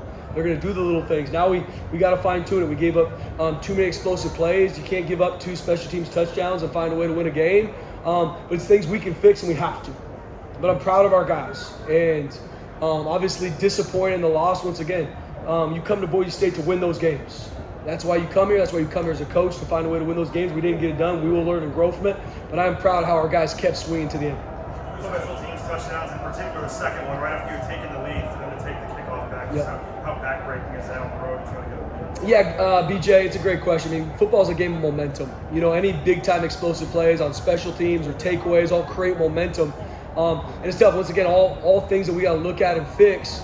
And Coach Collins is the best special teams coordinator in the country, and I believe that, and that will not change. We got to fix it up. We got to find the guys that can execute on special teams to win their one-on-one. No different in offense and defense. But it's huge. It's back and forth, and we found a way to take the ball away in the fourth quarter to get the momentum back, to execute, to stay in the fight. Because our guys never blinked. They never flinched. Up 6 going into halftime. 0-0 game. Came out swinging. Lost the lead. Takeaway. And then it was a back and forth game. We got to find a way to win those games. And as a coach, it's all on me. And I got to look at how we're practicing, how we're training to fine tune it so we win those football games. You come to Boise State to win games like that, and we got to be better. Spencer, on the second one particularly, was the beginning executed correctly? Do you think about kicking the ball out of the back of the end zone? It's something we probably should have asked you back on Monday. Why did Jonah Dalton stop doing kickoffs? Yeah, Taryn gives us our best shot to kick the ball out of the end zone and give us our best kickoffs, and he's earned the right to do so. We got to clean up our coverage unit. I haven't had a chance to watch on the iPad during the game or on film, but we'll look at it and clean it up. There's going to be a matchup that we didn't execute. It's football. It's black and white. Someone did not win their one-on-one, lost leverage, and it was out on both of them. So we can be better. That's fixable, but we have to. And the best teams learn and grow, keep learning. Our team did improve from week 1 to week 2, but we didn't do enough to win this game tonight. Obviously, momentum being such a big thing for you. Say it one more time. Momentum being such a big thing. The 2 fumbles and the 2 recoveries, how that taking a game at a time. It's huge. Takeaways, we talk about all the time on our team. Relentless effort, explosive plays, and the turnover margin. That's the 3 stats that I look at, the 3 things that win football games. And those takeaways late in the game Great job by our defense. I'm proud of how our defense grew in the third downs. I mean, they were 4 of 12 on third down today. Huge. Got to get off the field. The explosive plays on special teams were obviously, huge plays in the game, but we had every opportunity to win that game. We have to find a way to get a stop on defense, get our offense back out there to win the game. And we didn't do that. What did they tell you on that review after the touchdown? Did he pick it up in the end zone? Or? Yeah, they were thinking that he dropped it late, and I haven't been able to watch the film. They said he dropped it late, and then they reviewed it and said it was a touchdown. Spencer Maddox obviously is pretty efficient in the season opener. Tonight's 17 of 40, and he really kind of struggled to find much rhythm in the second half. How much more do you need out of him when the way that he played tonight? Yeah, we got to be better in the pass game. And once again, everyone's going to look at the quarterback, but it's not just on him. I mean, there's some alignments and routes that we need to find a way to go win our one-on-one. So we're going to look at it because we got to be better. I mean, I got to give our hats off to our O-line. I mean, you lose Roger Carrion early in the game. We already, we're without Mason Randolph, so 2 of our better players in the O-line out. And find a way for guys to step up. I mean, Zach Holmes, Tyler Knapp, coming out there and swinging against one of the best fronts we'll see all year. I mean, Ashton, continues to put on display. He's the best player in the country, and I make no bones about it when I say that.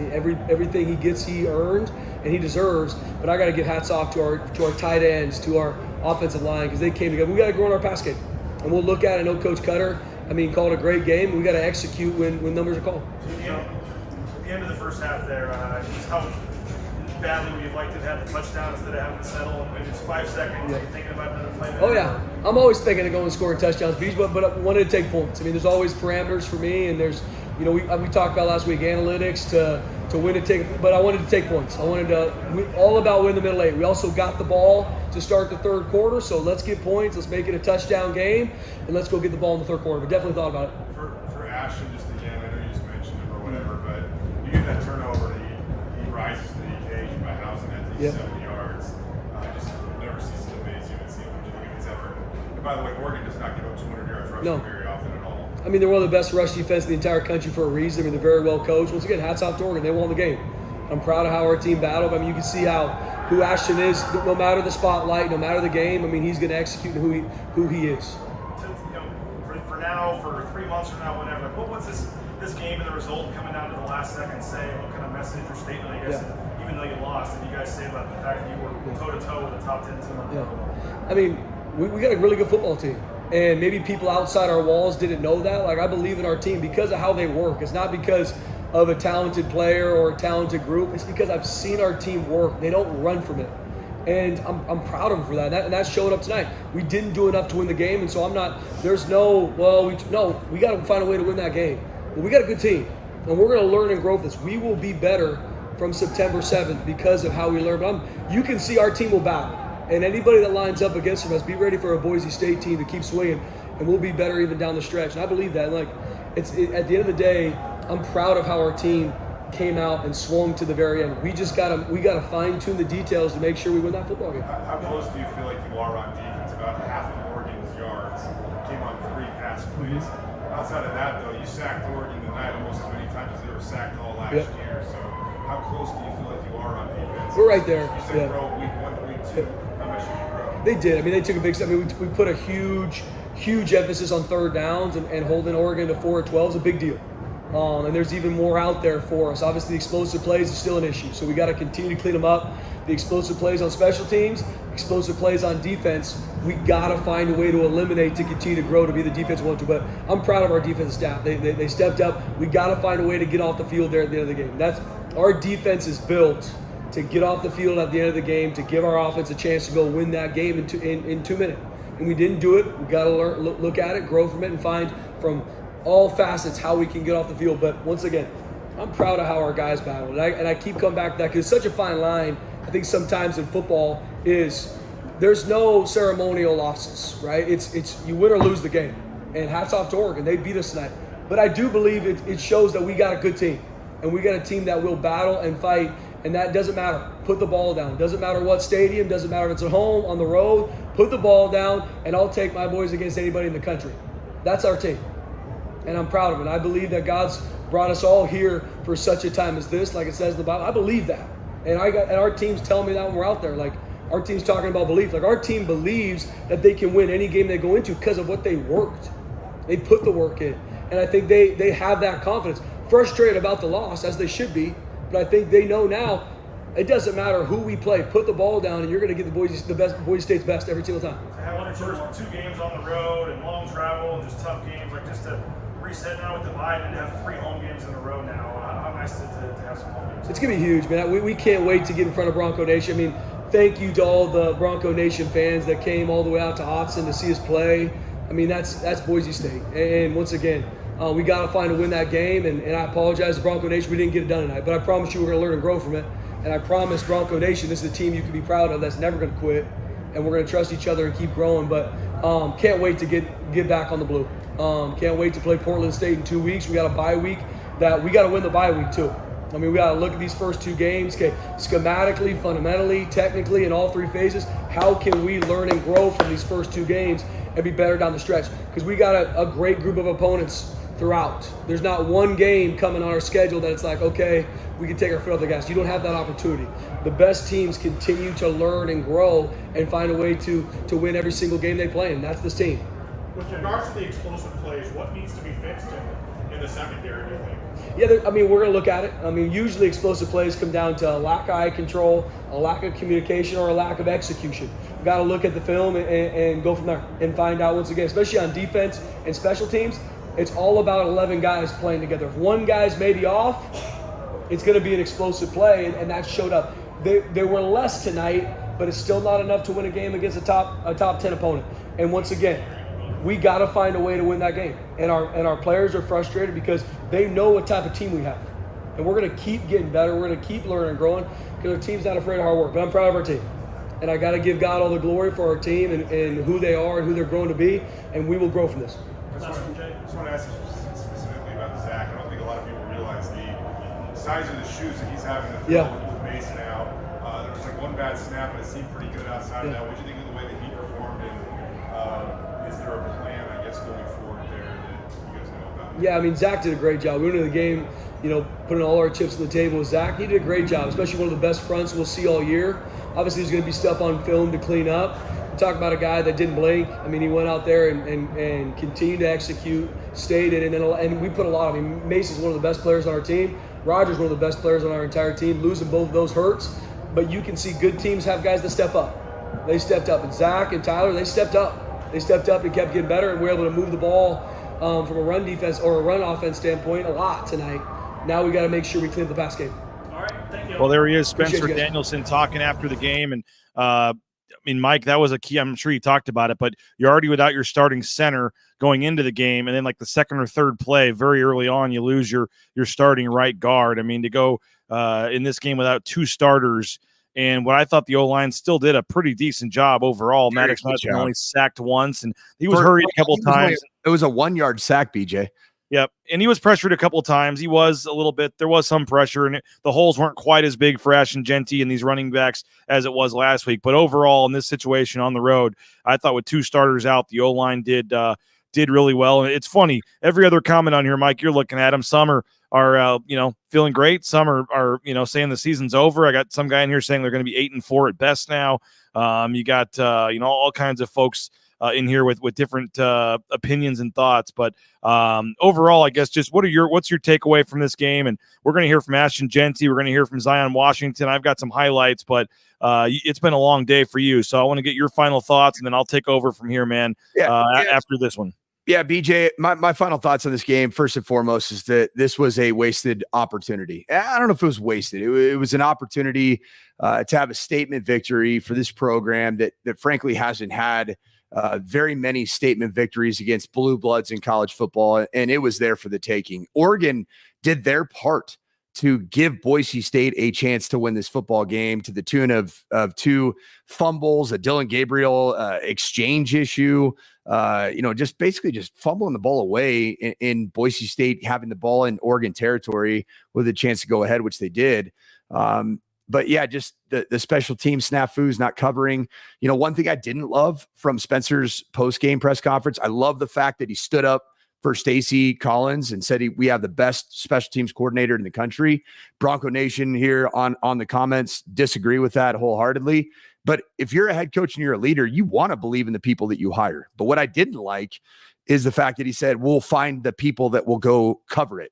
Well, there's also demanding that you play with the right leverage and demanding that you play with the right technique. And that needs to happen. That was the difference in winning a game that Boise State hasn't won in a while. BJ, you've covered this team now for 12 years? Yep, 12 years. When's the last statement victory this program's had? I mean, you wanted to say Florida State at the time, but Florida State obviously didn't turn out. Was that when Willie Taggart was the head coach? Yeah, it was. Dude, that's not a statement victory. Yeah, I know. I'm just saying. I mean, this BJ, this was right freaking there, man. It was. And what I'll say is that twofold. This team right now, as it stands, should be 11-1 at the end of this regular season. It's not going to be easy though. Washington State's not going to be easy. There are going to be teams. San Jose State might not be easy. You just don't know the way this. Nevada might not be. I mean, Jeff Choate's going to have those guys ready to play. And the fact that the injury bug's already starting to attack the best unit on your football team, the deepest unit on your football team, we'll find out, where Randolph and Carry On are health wise. But that offensive line, if you get it any deeper into some of the injuries, it's going to look a little bit different. And so that's a concern of mine. But I really like this football team. It's by far in its healthiest form, by far the most talented team in Group of 5 football. And I don't think it's even remotely close. And I said it here before you jumped on, BJ. That is credit to Andy Avalos and his staff for building this roster. I mean, Ashton Jeanty was here. The majority, these linemen were here, and so the entirety of this team was here and developed it. Were developed the right way, and so I just think that Ashton Jeanty is the Heisman frontrunner after this game. I think that he is going to continue, if he stays healthy, to run through the rest of this conference schedule. His health is paramount. There's no question about it. His health is paramount because you're not going to beat many teams by just throwing the football. I love Sire Gaines. He's an absolute baller. But you saw tonight, Sire was good in relief, but he averaged 3.6 yards per carry. Yep. He's not Ashton Jeanty. And frankly, as much as I want to say that he will be the next Ashton Jeanty is one of one. I mean, I coached J.H.I. I've never coached a running back like that. And even watching Ashton Jeanty, I can say I've never watched a running back do the things that he does. So his health is absolutely paramount. The offensive line health is paramount. Positive growth on the defensive side of the ball from week 1 to week 2. I believe that Stacey Collins in the special teams unit, if the onus falls on the coaches, the paid individuals, to get the things right. Some of it is by making substitutions, but you have to demand and coach and get out of your units what you're responsible for. And I know that Stacey will be 100% accountable to that. But missed opportunity, BJ, was right there for you to take. Oregon was doing their part to cooperate. Boise State just didn't take it tonight. Well, hey, man, amazing job. Get some sleep. We appreciate you for all your help on the postgame show. Can't wait to go back and watch that Colorado State game. By the way, shout out to Marquez Cooper, our man from San Diego State that said he was the best running back in the league. They get shut out tonight, 21-0, and he finishes with 53 yards on 13 carries, no touchdowns for Marquez Cooper. 53 yards, 13 carries, longest rush of 10, no touchdowns, and San Diego State gets shut out tonight. Yeah, as Kendrick Lamar says famously in his diss track to Drake, and I'll leave you with this: San Diego State, they not like us. Appreciate you, Mike. There he is, Mike Sanford. We're going to keep this thing going. We got some highlights to play. We got all kinds of stuff. We still got some more interviews, so we're not going anywhere here anytime soon. There's Ahmed Hassanin. He had a huge sack to get this thing going early. Dylan Gabriel is back-to-back plays. When he got out in the pocket and moved a little bit, you thought, okay, he's going to maybe do some things. Here we go. We got some highlights here. Let's see what we got here. Ashton Jeanty. Nice run there. Picked up a first down. A lot of Boise State fans made the trip here. This was a fun game. Jonah Dalmas getting things started off early.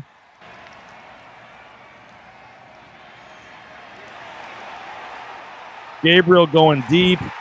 Yeah, that was a killer. That was a tough one. They had a couple really long plays, and the secondary gave up some big plays. There's the fake. And there's the touchdown for Dylan Gabriel at this point. That puts Oregon temporarily back in the lead. But Boise State comes back. Ashton Genty, he scores on the 3-yard run. This puts Boise State up 10-7 early in the second quarter. That makes it 10-7, I guess, the extra point. How about the defense, though? Back-to-back sacks. There's Shea Oladipo getting a big sack right there. That was part of back-to-back plays. They had big sacks. Later, another long play, and there's the touchdown. 34 yards. Gabriel to Stewart. This puts Oregon back up 14-10, I believe it was.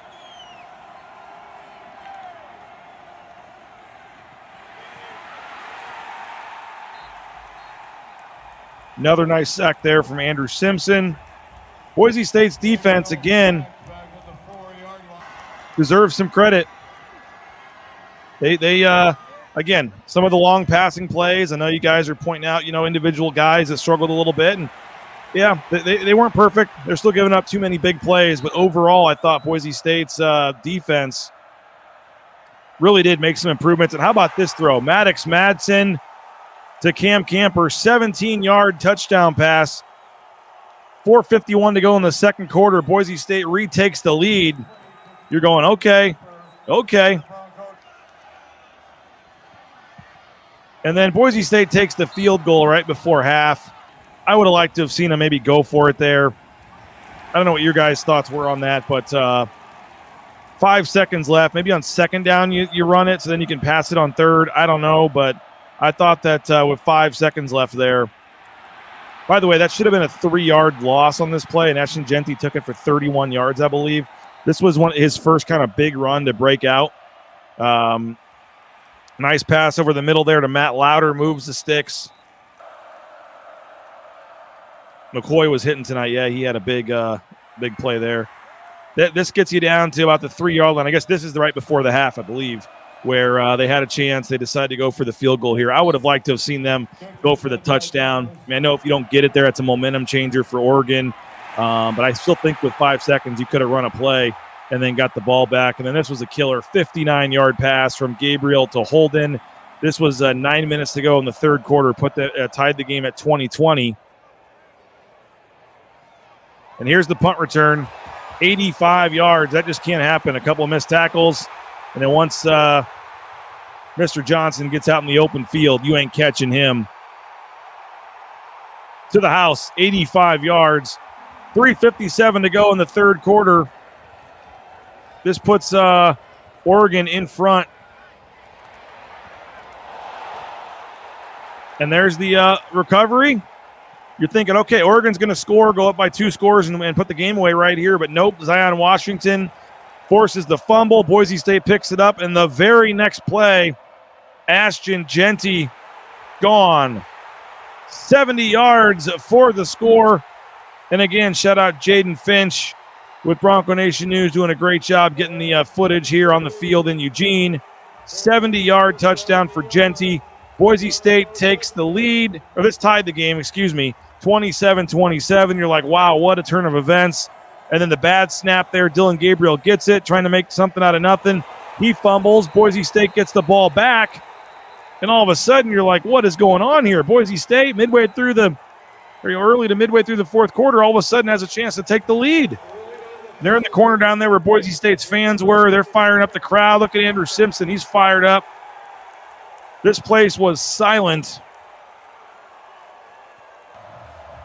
And again, Boise State gets down here, and Ashton Genty able to punch it in, an 8-yard touchdown run right here from Ashton Genty. 10:15 to go in the game. And all of a sudden, Boise State is winning 34-27. 34-27 after Ashton Genty pushes his way into the end zone. And again, you're in the, a third of the way through the fourth quarter here, and you're up 34-27. You're feeling good. Defense just has to make one stop. You can put this game away.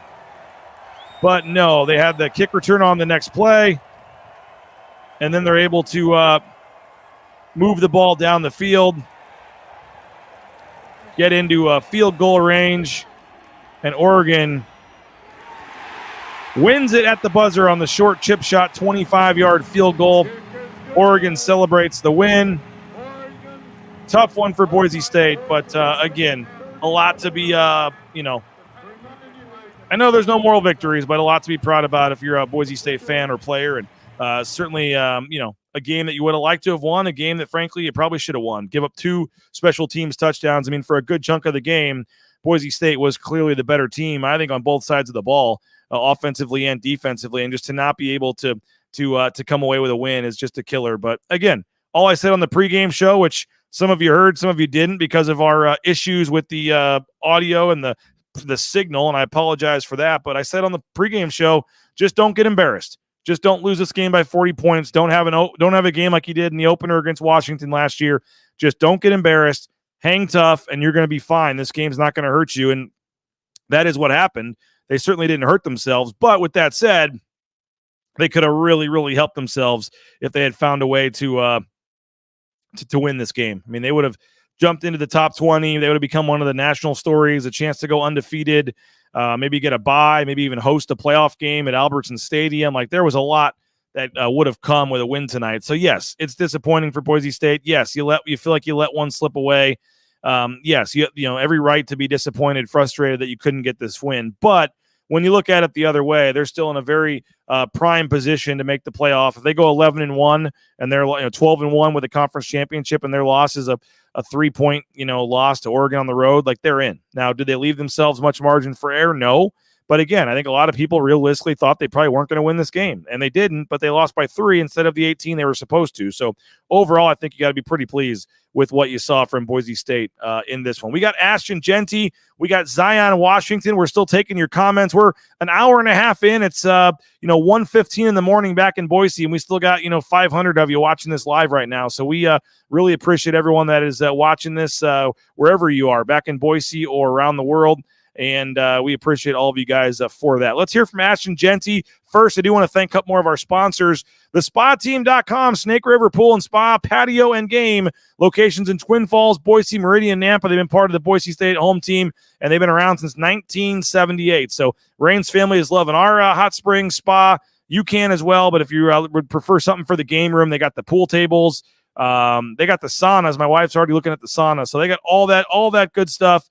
Check them out online at thespateam.com. And again, Snake River Pool and Spa, Patio and Game. Check them out in Twin Falls, Boise, Meridian, and Nampa. Lithia Ford of Boise, the fall kickoff sale. Jonah Dalmas right there on the screen, one of 4 football players rocking vehicles from Lithia Ford of Boise. So they got that event next Friday out at Bora High School. We'll be telling you about that, raising money for Bora High School by test driving one of their vehicles. I think we'll be doing the show out there. So check them out, Lithia Ford of Boise, lithiafordboise.com. View that full inventory of vehicles. And again, they're one of Boise State's biggest supporters. Return the favor and get your next car or truck at Lithia Ford Boise. Taco Bell, TacoBellWorks.com, the SON Management Group, the Nicolason family. We appreciate them for their support of Bronco Nation News. My kids got some Taco Bell today after the my younger son had baseball and flag football this morning, and they went to Taco Bell for lunch afterwards and made me jealous there. So they got great food, but they're also hiring. So if you're looking for a job, check out one of the Taco Bell Treasure Valley locations. You can apply for a job, or you can get more information online at TacoBellWorks.com. Transportation Compliance Service, check them out as well. TCS, they're a Meridian-based company helping out folks all over the world. If you're looking for a job, and maybe you're thinking of getting into the trucking industry, let Transportation Compliance Service help you out. Transcompservice.com, Transportation Compliance Service. They are the best in the business, and we appreciate their support of Bronco Nation News. Again, Ashton Genty coming up in just a minute. Zion Washington as well. But our title sponsor on the postgame show tonight, this is the Blue and Orange Store postgame show. Make sure you check out the Blue and Orange Store before that home opener against Portland State in 2 weeks. You're going to need some new Boise State gear. Check out, again, the Blue and Orange Store. The blueandorangestore.com is the website. You can order online anywhere in the world. Or obviously, if you're in the Boise area, just go to the Boise Town Square Mall there next to Pro Image on the second floor And again, the Blue and Orange store, we appreciate them. They got the shirts, caps, jerseys, bumper stickers, all that good stuff. Check them out online, theblueandorange.com. Breezy Dubar did not get into the end zone, so you don't get your Breezy bundle on Tuesday. But yes, for the first time, it only took 2 games. You do get the Ahmed Hassani 91-cent sack. He had a sack tonight, so on Monday, you can go to Jackson's and get any size fountain drink or coffee for 91 cents, thanks to Ahmed Hassani's sack in the game tonight. So Monday, not tomorrow, Monday, 91-cent coffee or fountain drink, thanks to number 91, Ahmed Hassani, getting a sack. And you got to use your Let's Go rewards or be signed up for Let's Go rewards on Monday. But that's going to be finally. Took a little while, but finally there with Ahmed Hassani getting the sack. And don't forget about Lean Feast, leanfeastmeridian.com. Check them out if you're looking for some healthy eating options. They deliver anywhere in the Treasure Valley. So healthy eating, highly recommend the folks at Lean Feast, leanfeastmeridian.com. Check them out. We got a lot of comments and things still coming in. It looks like the quarterback battle is what you guys are all wanting to talk about. But I don't think they're ready to make a change on that. I really don't. I could be wrong. You get up big against Portland State. I think the hope is to get Malachi Nelson into the game against Portland State. I don't think he starts, but if Madsen doesn't play great, and he probably will because it's Portland State, but if Malachi were to come into that game and play well, then maybe things happen. But again, you guys are talking about 17 of 40. I get it, 145 yards, whatever it was. Like, he wasn't great tonight. There were a couple drops, couple nice plays, but overall, the passing game has to be better because they're going to start loading this box and make you win some one-on-one matchups, and that just didn't happen tonight. So, the passing game has to be better. 17 of 40 for 145 yards or whatever it was is not going to get it done. 148 yards, excuse me. I shortchanged him for 3. 21 yards is the longest pass play, so really not a lot of explosive plays in the passing game. Connor's saying he was 5 of 19 in the second half.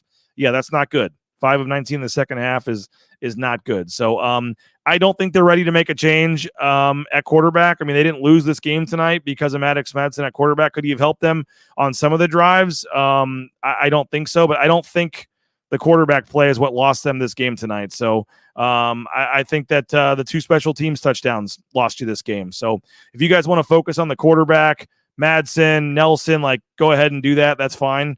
But again, I don't think that's what lost him the game tonight. You could say that he didn't win them the game, but he certainly didn't lose them the game. I don't think he didn't have a pick. He didn't have any kind of just boneheaded plays, no bad turnovers.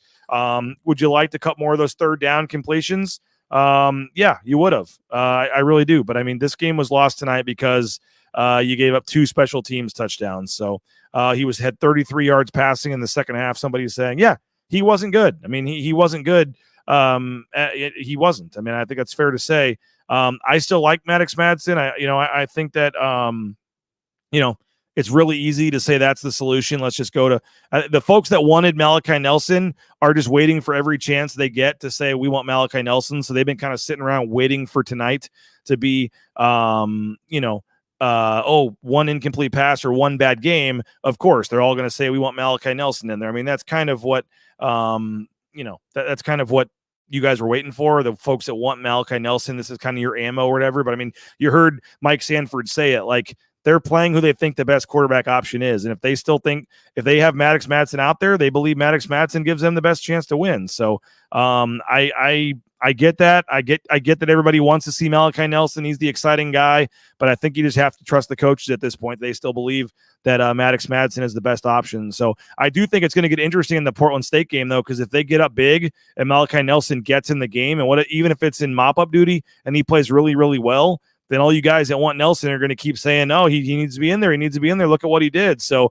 I think that potentially the Portland State game could get interesting from that standpoint. Let's hear from Ashton Genty, Boise State's running back, meeting with the media after the game. Again, turn your volume up during the interview here. I apologize that it's a little low. I wanted to get it up quick, and I didn't have a chance to boost it up. So turn your audio up. Here's Ashton Genty after the game.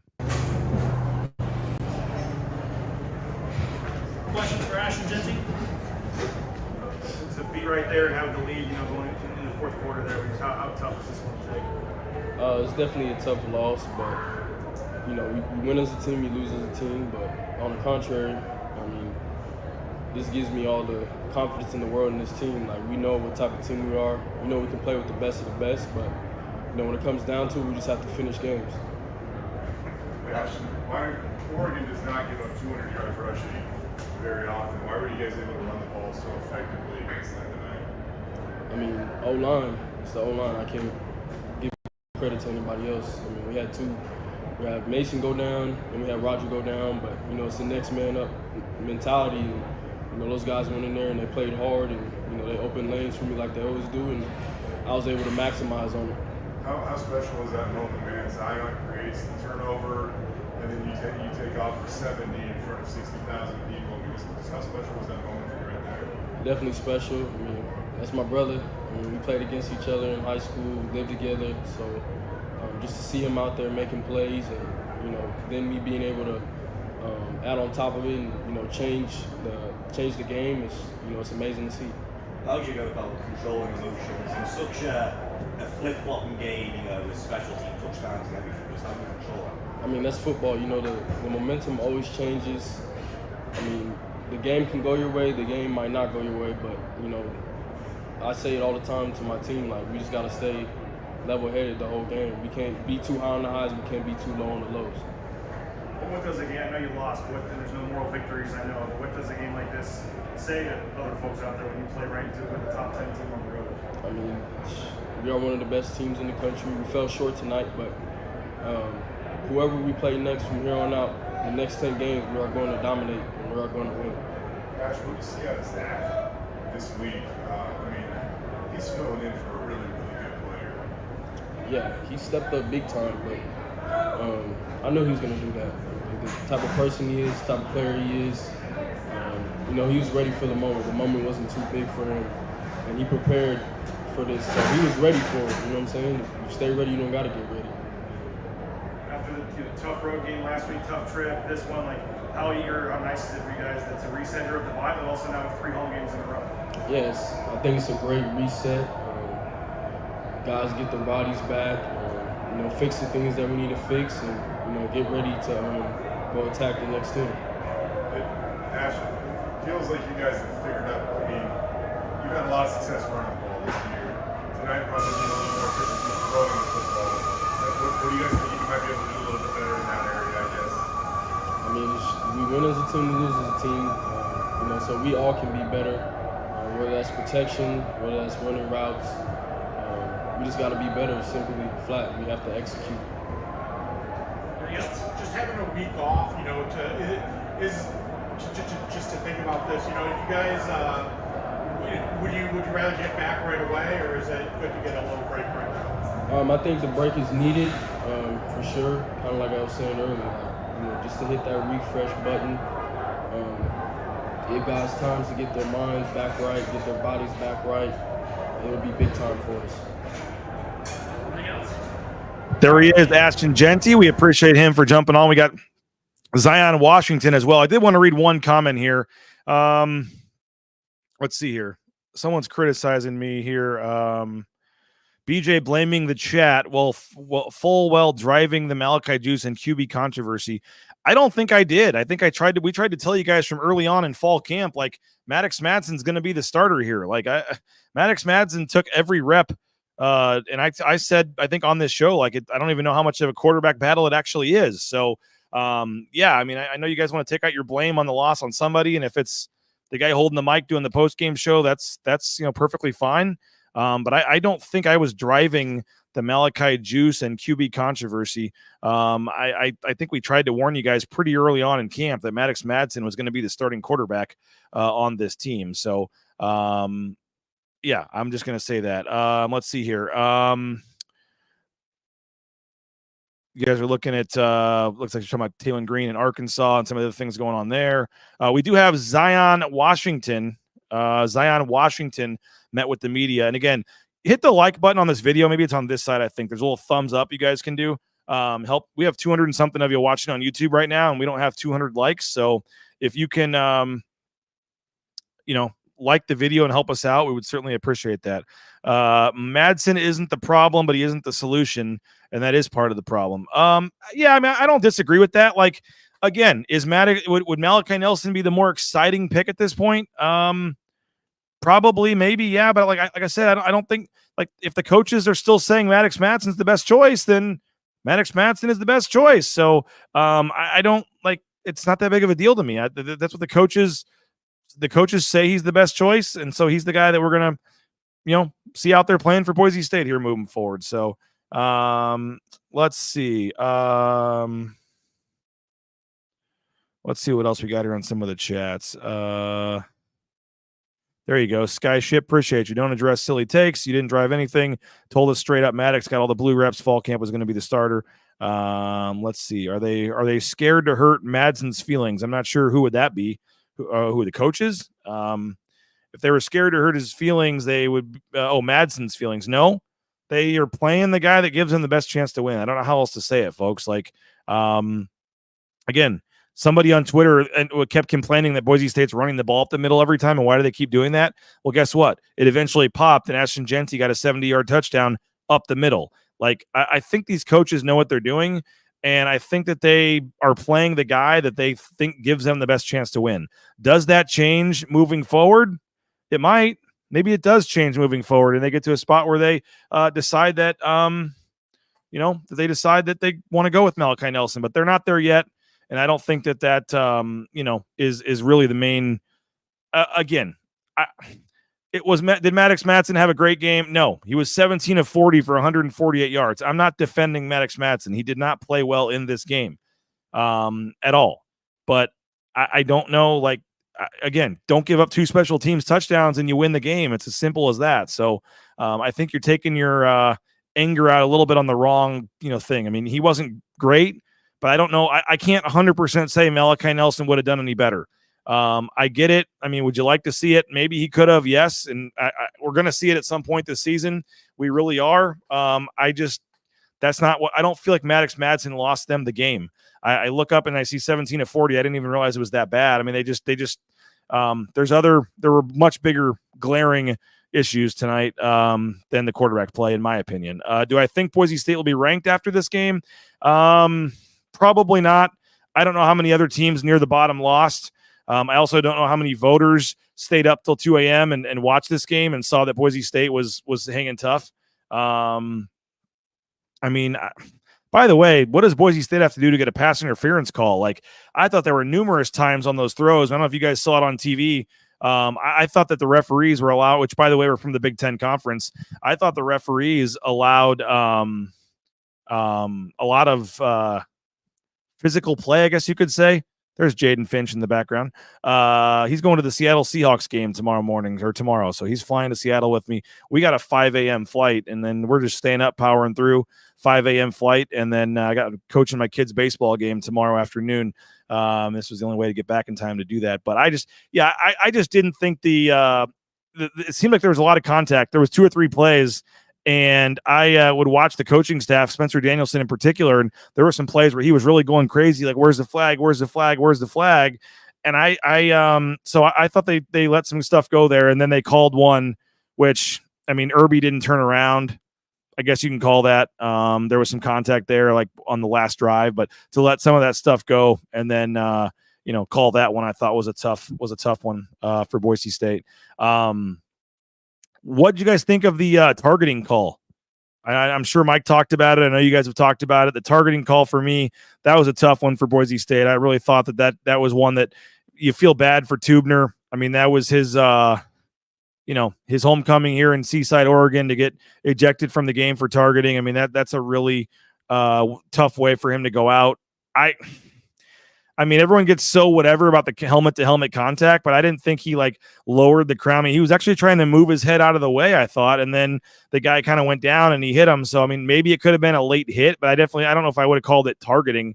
I just thought that was a pretty big call there in that spot. And shout out Zion Washington. He took over the helmet communication with Eric Chenander in his helmet. And, I agree with Andrew there. I thought it was a late slide, which was part of it. Grand Tetons, the first thing I think I've agreed you've said tonight, it was a total football play.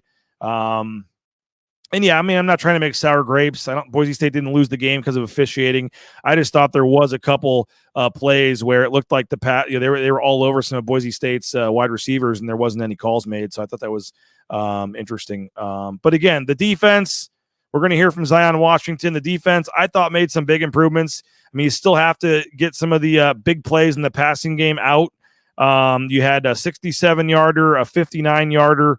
There was a 34-yarder, I think, in there as well. So they had some long passing plays. But I think that overall, we figured out the math earlier. 4 of 12 is 33% on third down. They did pretty good job there. You take off the 14 points on the return, and you really only gave up 23 points, I guess it was, on defense in this game to Oregon. So I thought you actually had a pretty solid effort from the defense tonight. There's still some things you need to pick up. But I thought overall, aside from some of the big plays, 4 sacks as well, I thought were big. And then the 2 turnovers, getting those fumble recoveries. The first one helps you tie the game. The second one gives you, the lead. So I thought the turnovers that they created. So, the defense is close. I know fans don't want to hear it. They want me to say that Eric Shenander should be fired and all this stuff. I think the defense is pretty close. I mean, I think they showed tonight they can get some turnovers. If they can just clean this up and not give up, 3 or 4 of these big, explosive plays, I think the defense showed tonight that they can be a pretty darn good defense with who Boise State has left on the schedule. I mean, again, you gave up 23 points to Oregon if you don't count the 2 special teams touchdowns, which shouldn't go against the defense. So, but Zion Washington, how about a game that he had tonight? I think he had 10 tackles for Zion Washington on defense. Let me find the defensive stats here. Zion Washington had 10 tackles and a forced fumble. That was a huge forced fumble that helped Ashton Genty score the touchdown on the next play. Let's hear from Zion Washington after the game. How big was that moment, man, where you guys are down, they got the ball, they're over midfield, and you force the fumble to change the game? I mean, how big was that moment for you? It was huge. It definitely was great to see smiles on everybody's faces and be able to bring energy back to the team in a huge moment. And then obviously we capitalized on it. You saw Ashton Genty with the long run. It's a great moment. What's that like for you guys being roommates? In 10 seconds, you guys completely flipped that game on its head. Yeah. It's huge. We love each other. We're gonna go back to the house and talk about it. It's always good to be able to have great connections off the field and then be able to come onto the field and do great things. Tube goes out, you gotta wear the helmet communication. How much does that change things for you in the game? It didn't change a whole lot because I practiced it. So I was ready for the moment. I've had it in my helmet during practices. So when I hear chins, it's just like practice. You guys obviously made major improvements in a lot of areas defensively, third down, some other areas, but still couldn't get that final stop before the field goal. How do you kind of look at the good and bad of this one? We're going to look at it and we're just going to grow from it. We have to play all 4 quarters. No matter how good we start, it's about finishing at the end of the day, and we're going to finish next time. How close do you guys feel like you are on defense? I mean, a lot of the issues last week, for the most part, seem to be cleaned up tonight. And you guys got the game 4 times. That's almost as many sacks as Oregon allowed all last year. So how close do you feel like you guys are on defense? We're very close. It's just a big shout out to Coach Chins. He gets us right in practice, and we were ready for the moment because of how he had us prepare this week, and we just got to grow on it. You mentioned your play in action, then you guys do it again, another fumble recovery. You take the lead, this place is silent there. At that point, just how are you guys feeling when you have the lead there in the fourth quarter? It's great because there's, a big momentum switch right there. Being able to see all their fans quiet, that's a goal when you're going to an away game. And, it's just us being able to capitalize on opportunities. And then they take the kickoff back right away on this thing. How much of a backbreaker was that where you have the lead for a minute or whatever it was? It was no backbreaker because, we're able to respond in moments like that. Everybody was just like, let's go. We can't be down on that. Smile on our face. Let's get back to it. I know you might not have contributed to some of it, but it feels like special teams is such a big emphasis this year. So, another way to ask this, how does that happen, I guess, with 2 special teams touchdowns in a game? They're great returners. that's a great team that we're playing. Credit to them. And then when it comes down to us, it's just about making plays. So, when the moment comes, we just got to capitalize on it. So obviously it's a loss, but you come here number 7. What positives can you take away from this game, if any? Just knowing that we're going to grow from it and that we're going to be better from this game. It was a big moment. Obviously losing this game means a lot to all of us, because who wants to lose in a game like this? We come here for these games, and not being able to win is just, we're going to be able to grow from every mistake that we made and make sure that doesn't happen again. What did you tell the nation about the team? I know, like you said, obviously you coming so close to beating the number 7 team, you would want both of them. But what did you tell the nation with your effort getting up to the wire? Just to know that we got dogs on our team too. No matter if we're quote unquote an underdog, whatever the media wants to say in those terms, we know that who we have is enough and our best is enough. So going out every game, just knowing that if we do our job the best of our ability, that we're going to get the win. One or two more.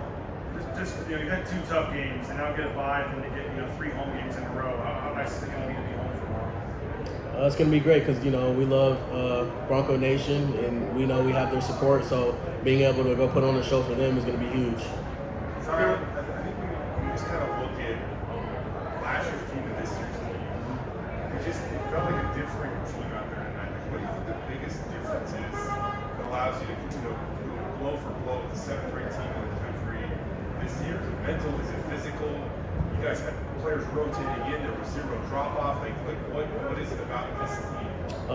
It's just a huge testament to the coaches.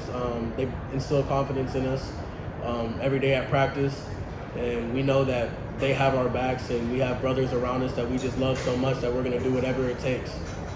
You guys are chunk up their yards and a few explosive plays. What do you guys have to do to really shore that up? That's just, it can be mental errors, it can be people's eyes, it just matters that we're going to be able to go watch the film and fix it for the next time. All right, thank y'all. Thank you, guys. And there he is, Zion Washington, meeting with the media after the game. I see some of the trolls have infiltrated the chat here.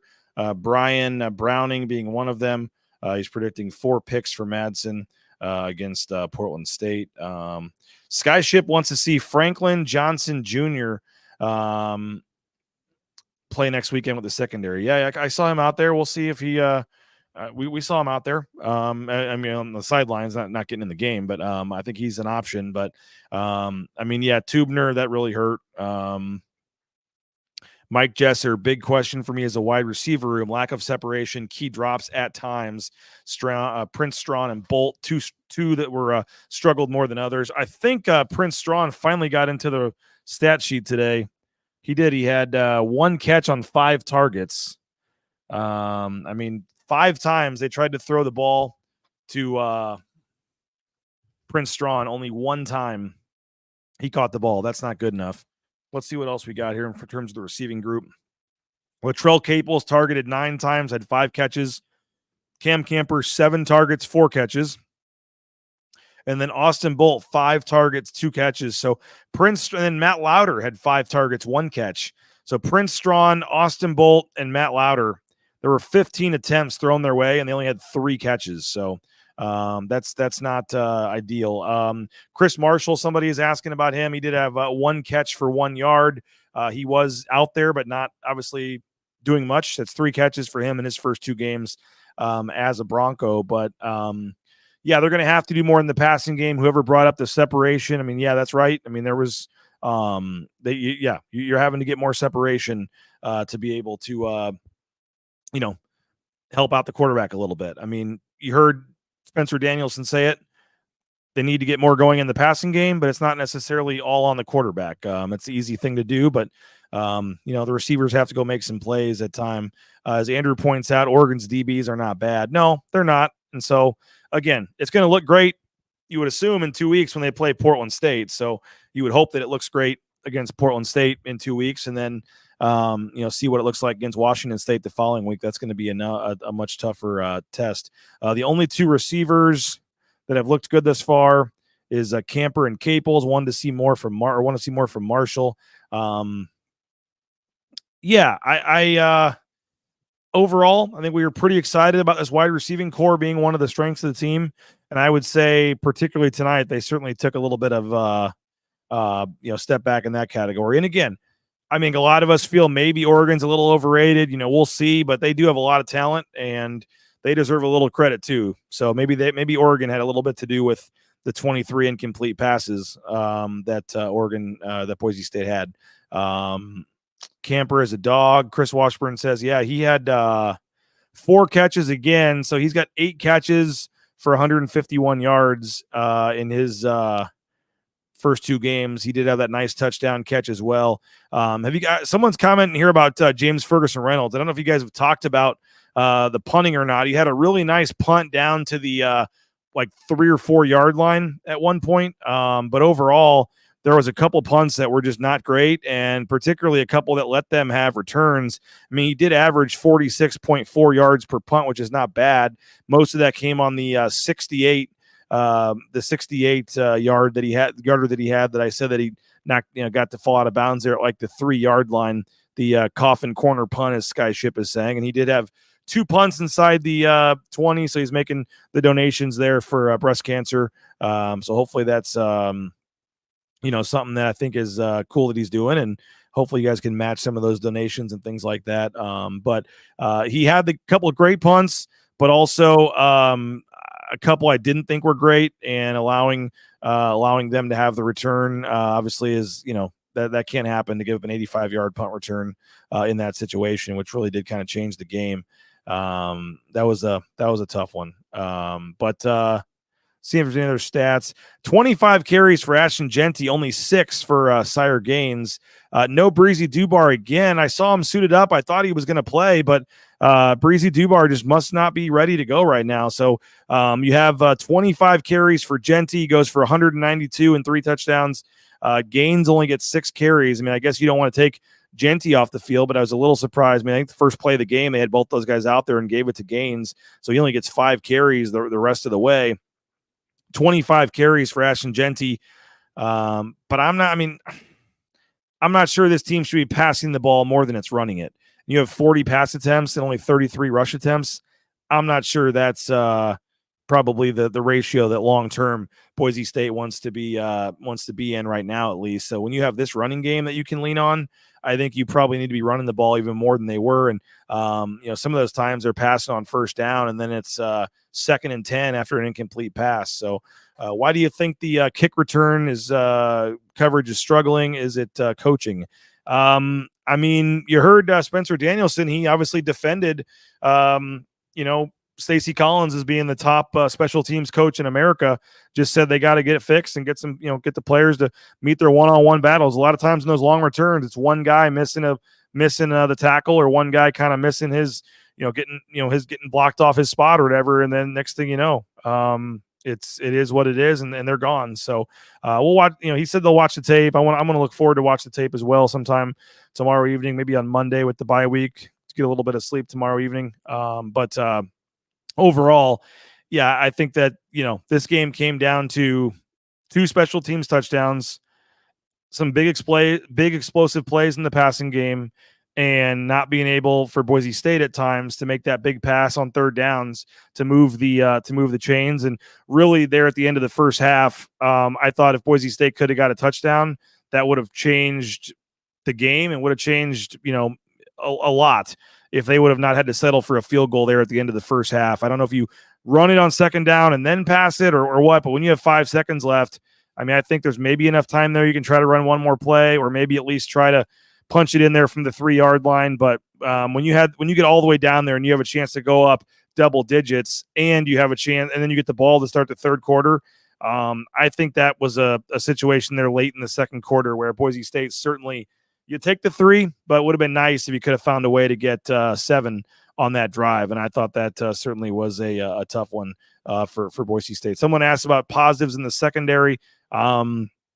Again, you had Shayla Depot coming in, getting a sack. You had some other guys getting in there. Zion Washington is part of that secondary, stripping the ball. Andrew Simpson had the other strip, by the way. He deserves a little bit of credit as well. Rodney Robinson had 7 tackles. He played pretty well tonight. Ty Benefield was 6. He had a tackle, 1.5 tackles for loss. and also the fumble recovery for Ty Benefield as well. So I think that, again, comes down to me. The special teams touchdowns can't happen. The secondary has to limit the explosive plays, and offense just in key spots has to be able to complete that big third down pass, and it just didn't happen tonight. But kudos to the offensive line. They were down 2 guys, and they were able to still find a way to for the most part, play pretty well up front. I mean, it wasn't quite as good, and the holes weren't quite as big as last week against Georgia Southern, but Oregon's not Georgia Southern. So I thought that, all things considered, this offensive line down 2 starters deserves a lot of credit. So we've hit the 2-hour mark. I think we're going to go ahead and wrap this up. I appreciate you guys for checking us out. If you missed any of the show, you can go back and watch it. All of our post-game interviews and the highlights are already up on the Bronco Nation News YouTube chat. Thank you to Jaden Finch for getting that posted. The news is not good from what I'm hearing. Don't expect to see Mason Randolph back anytime soon.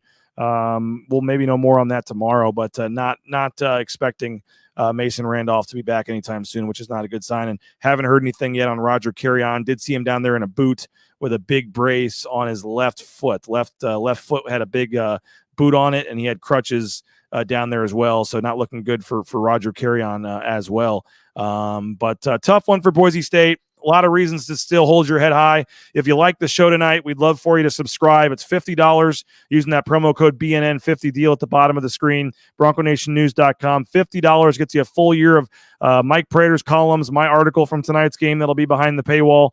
You get a daily email, some other great stuff as well. And I mentioned this before, but the Portland State game, we're going to make subscriber only. So pre and post game for Portland State. I know we're going to probably hurt our viewership by doing that, but we got to have some benefits to the subscribers. So if you don't want to miss out on the Portland State pregame or postgame shows, and the postgame show is going to have Kent Riddle, Brad Bedell over at the James, probably having a couple cold ones. You never know what's going to happen there. So subscribe now, $50. BNN50 deal is the promo code, and make sure you don't miss any of the pre and post game shows moving forward or any of our other great coverage. Again, BNN50 deal. At a minimum, if you can't afford that, we do have a $6.99 monthly option. But again, before you exit out of this, if you can hit that like button in the corner of the screen, we'd really appreciate that.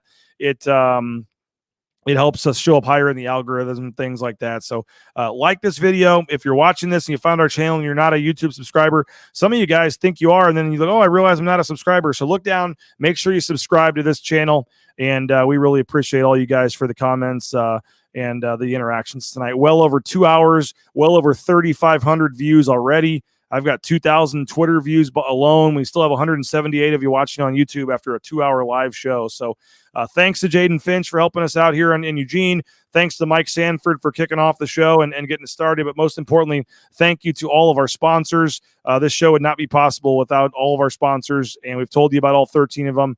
But we truly appreciate Andy Rowe and Rowe Painting, our title sponsor. Check out rowepaint.com, all your painting needs, and let the professionals handle it for you. And Western Collective as well. The Western Collective watch party was a lot of fun. I got some videos sent back of some of those Ashton Genty touchdowns, so they were having a lot of fun. And they gave away a $50 gift card to folks that signed up while they were there as well. So, again, appreciate Western Collective. Go check out the Horseshoe Gold Nail, the Blue and Orange Store, our title sponsor of this post-game show, Travis Hawks and Company. Travis Hawks and I have split a Survivor entry in the Circa Survivor contest tomorrow. We are rolling with the Cincinnati Bengals, folks. We got the Cincinnati Bengals in the Survivor contest for the $16 million prize, I think it is, or 14-something million. They got way over the $10 million guarantee, so the prize is going to be huge this year. And so hopefully Travis Hawks and I will win it, and we'll give you all a free year of coverage at BNN. How about that? So appreciate everybody for checking us out. Again, support the sponsors.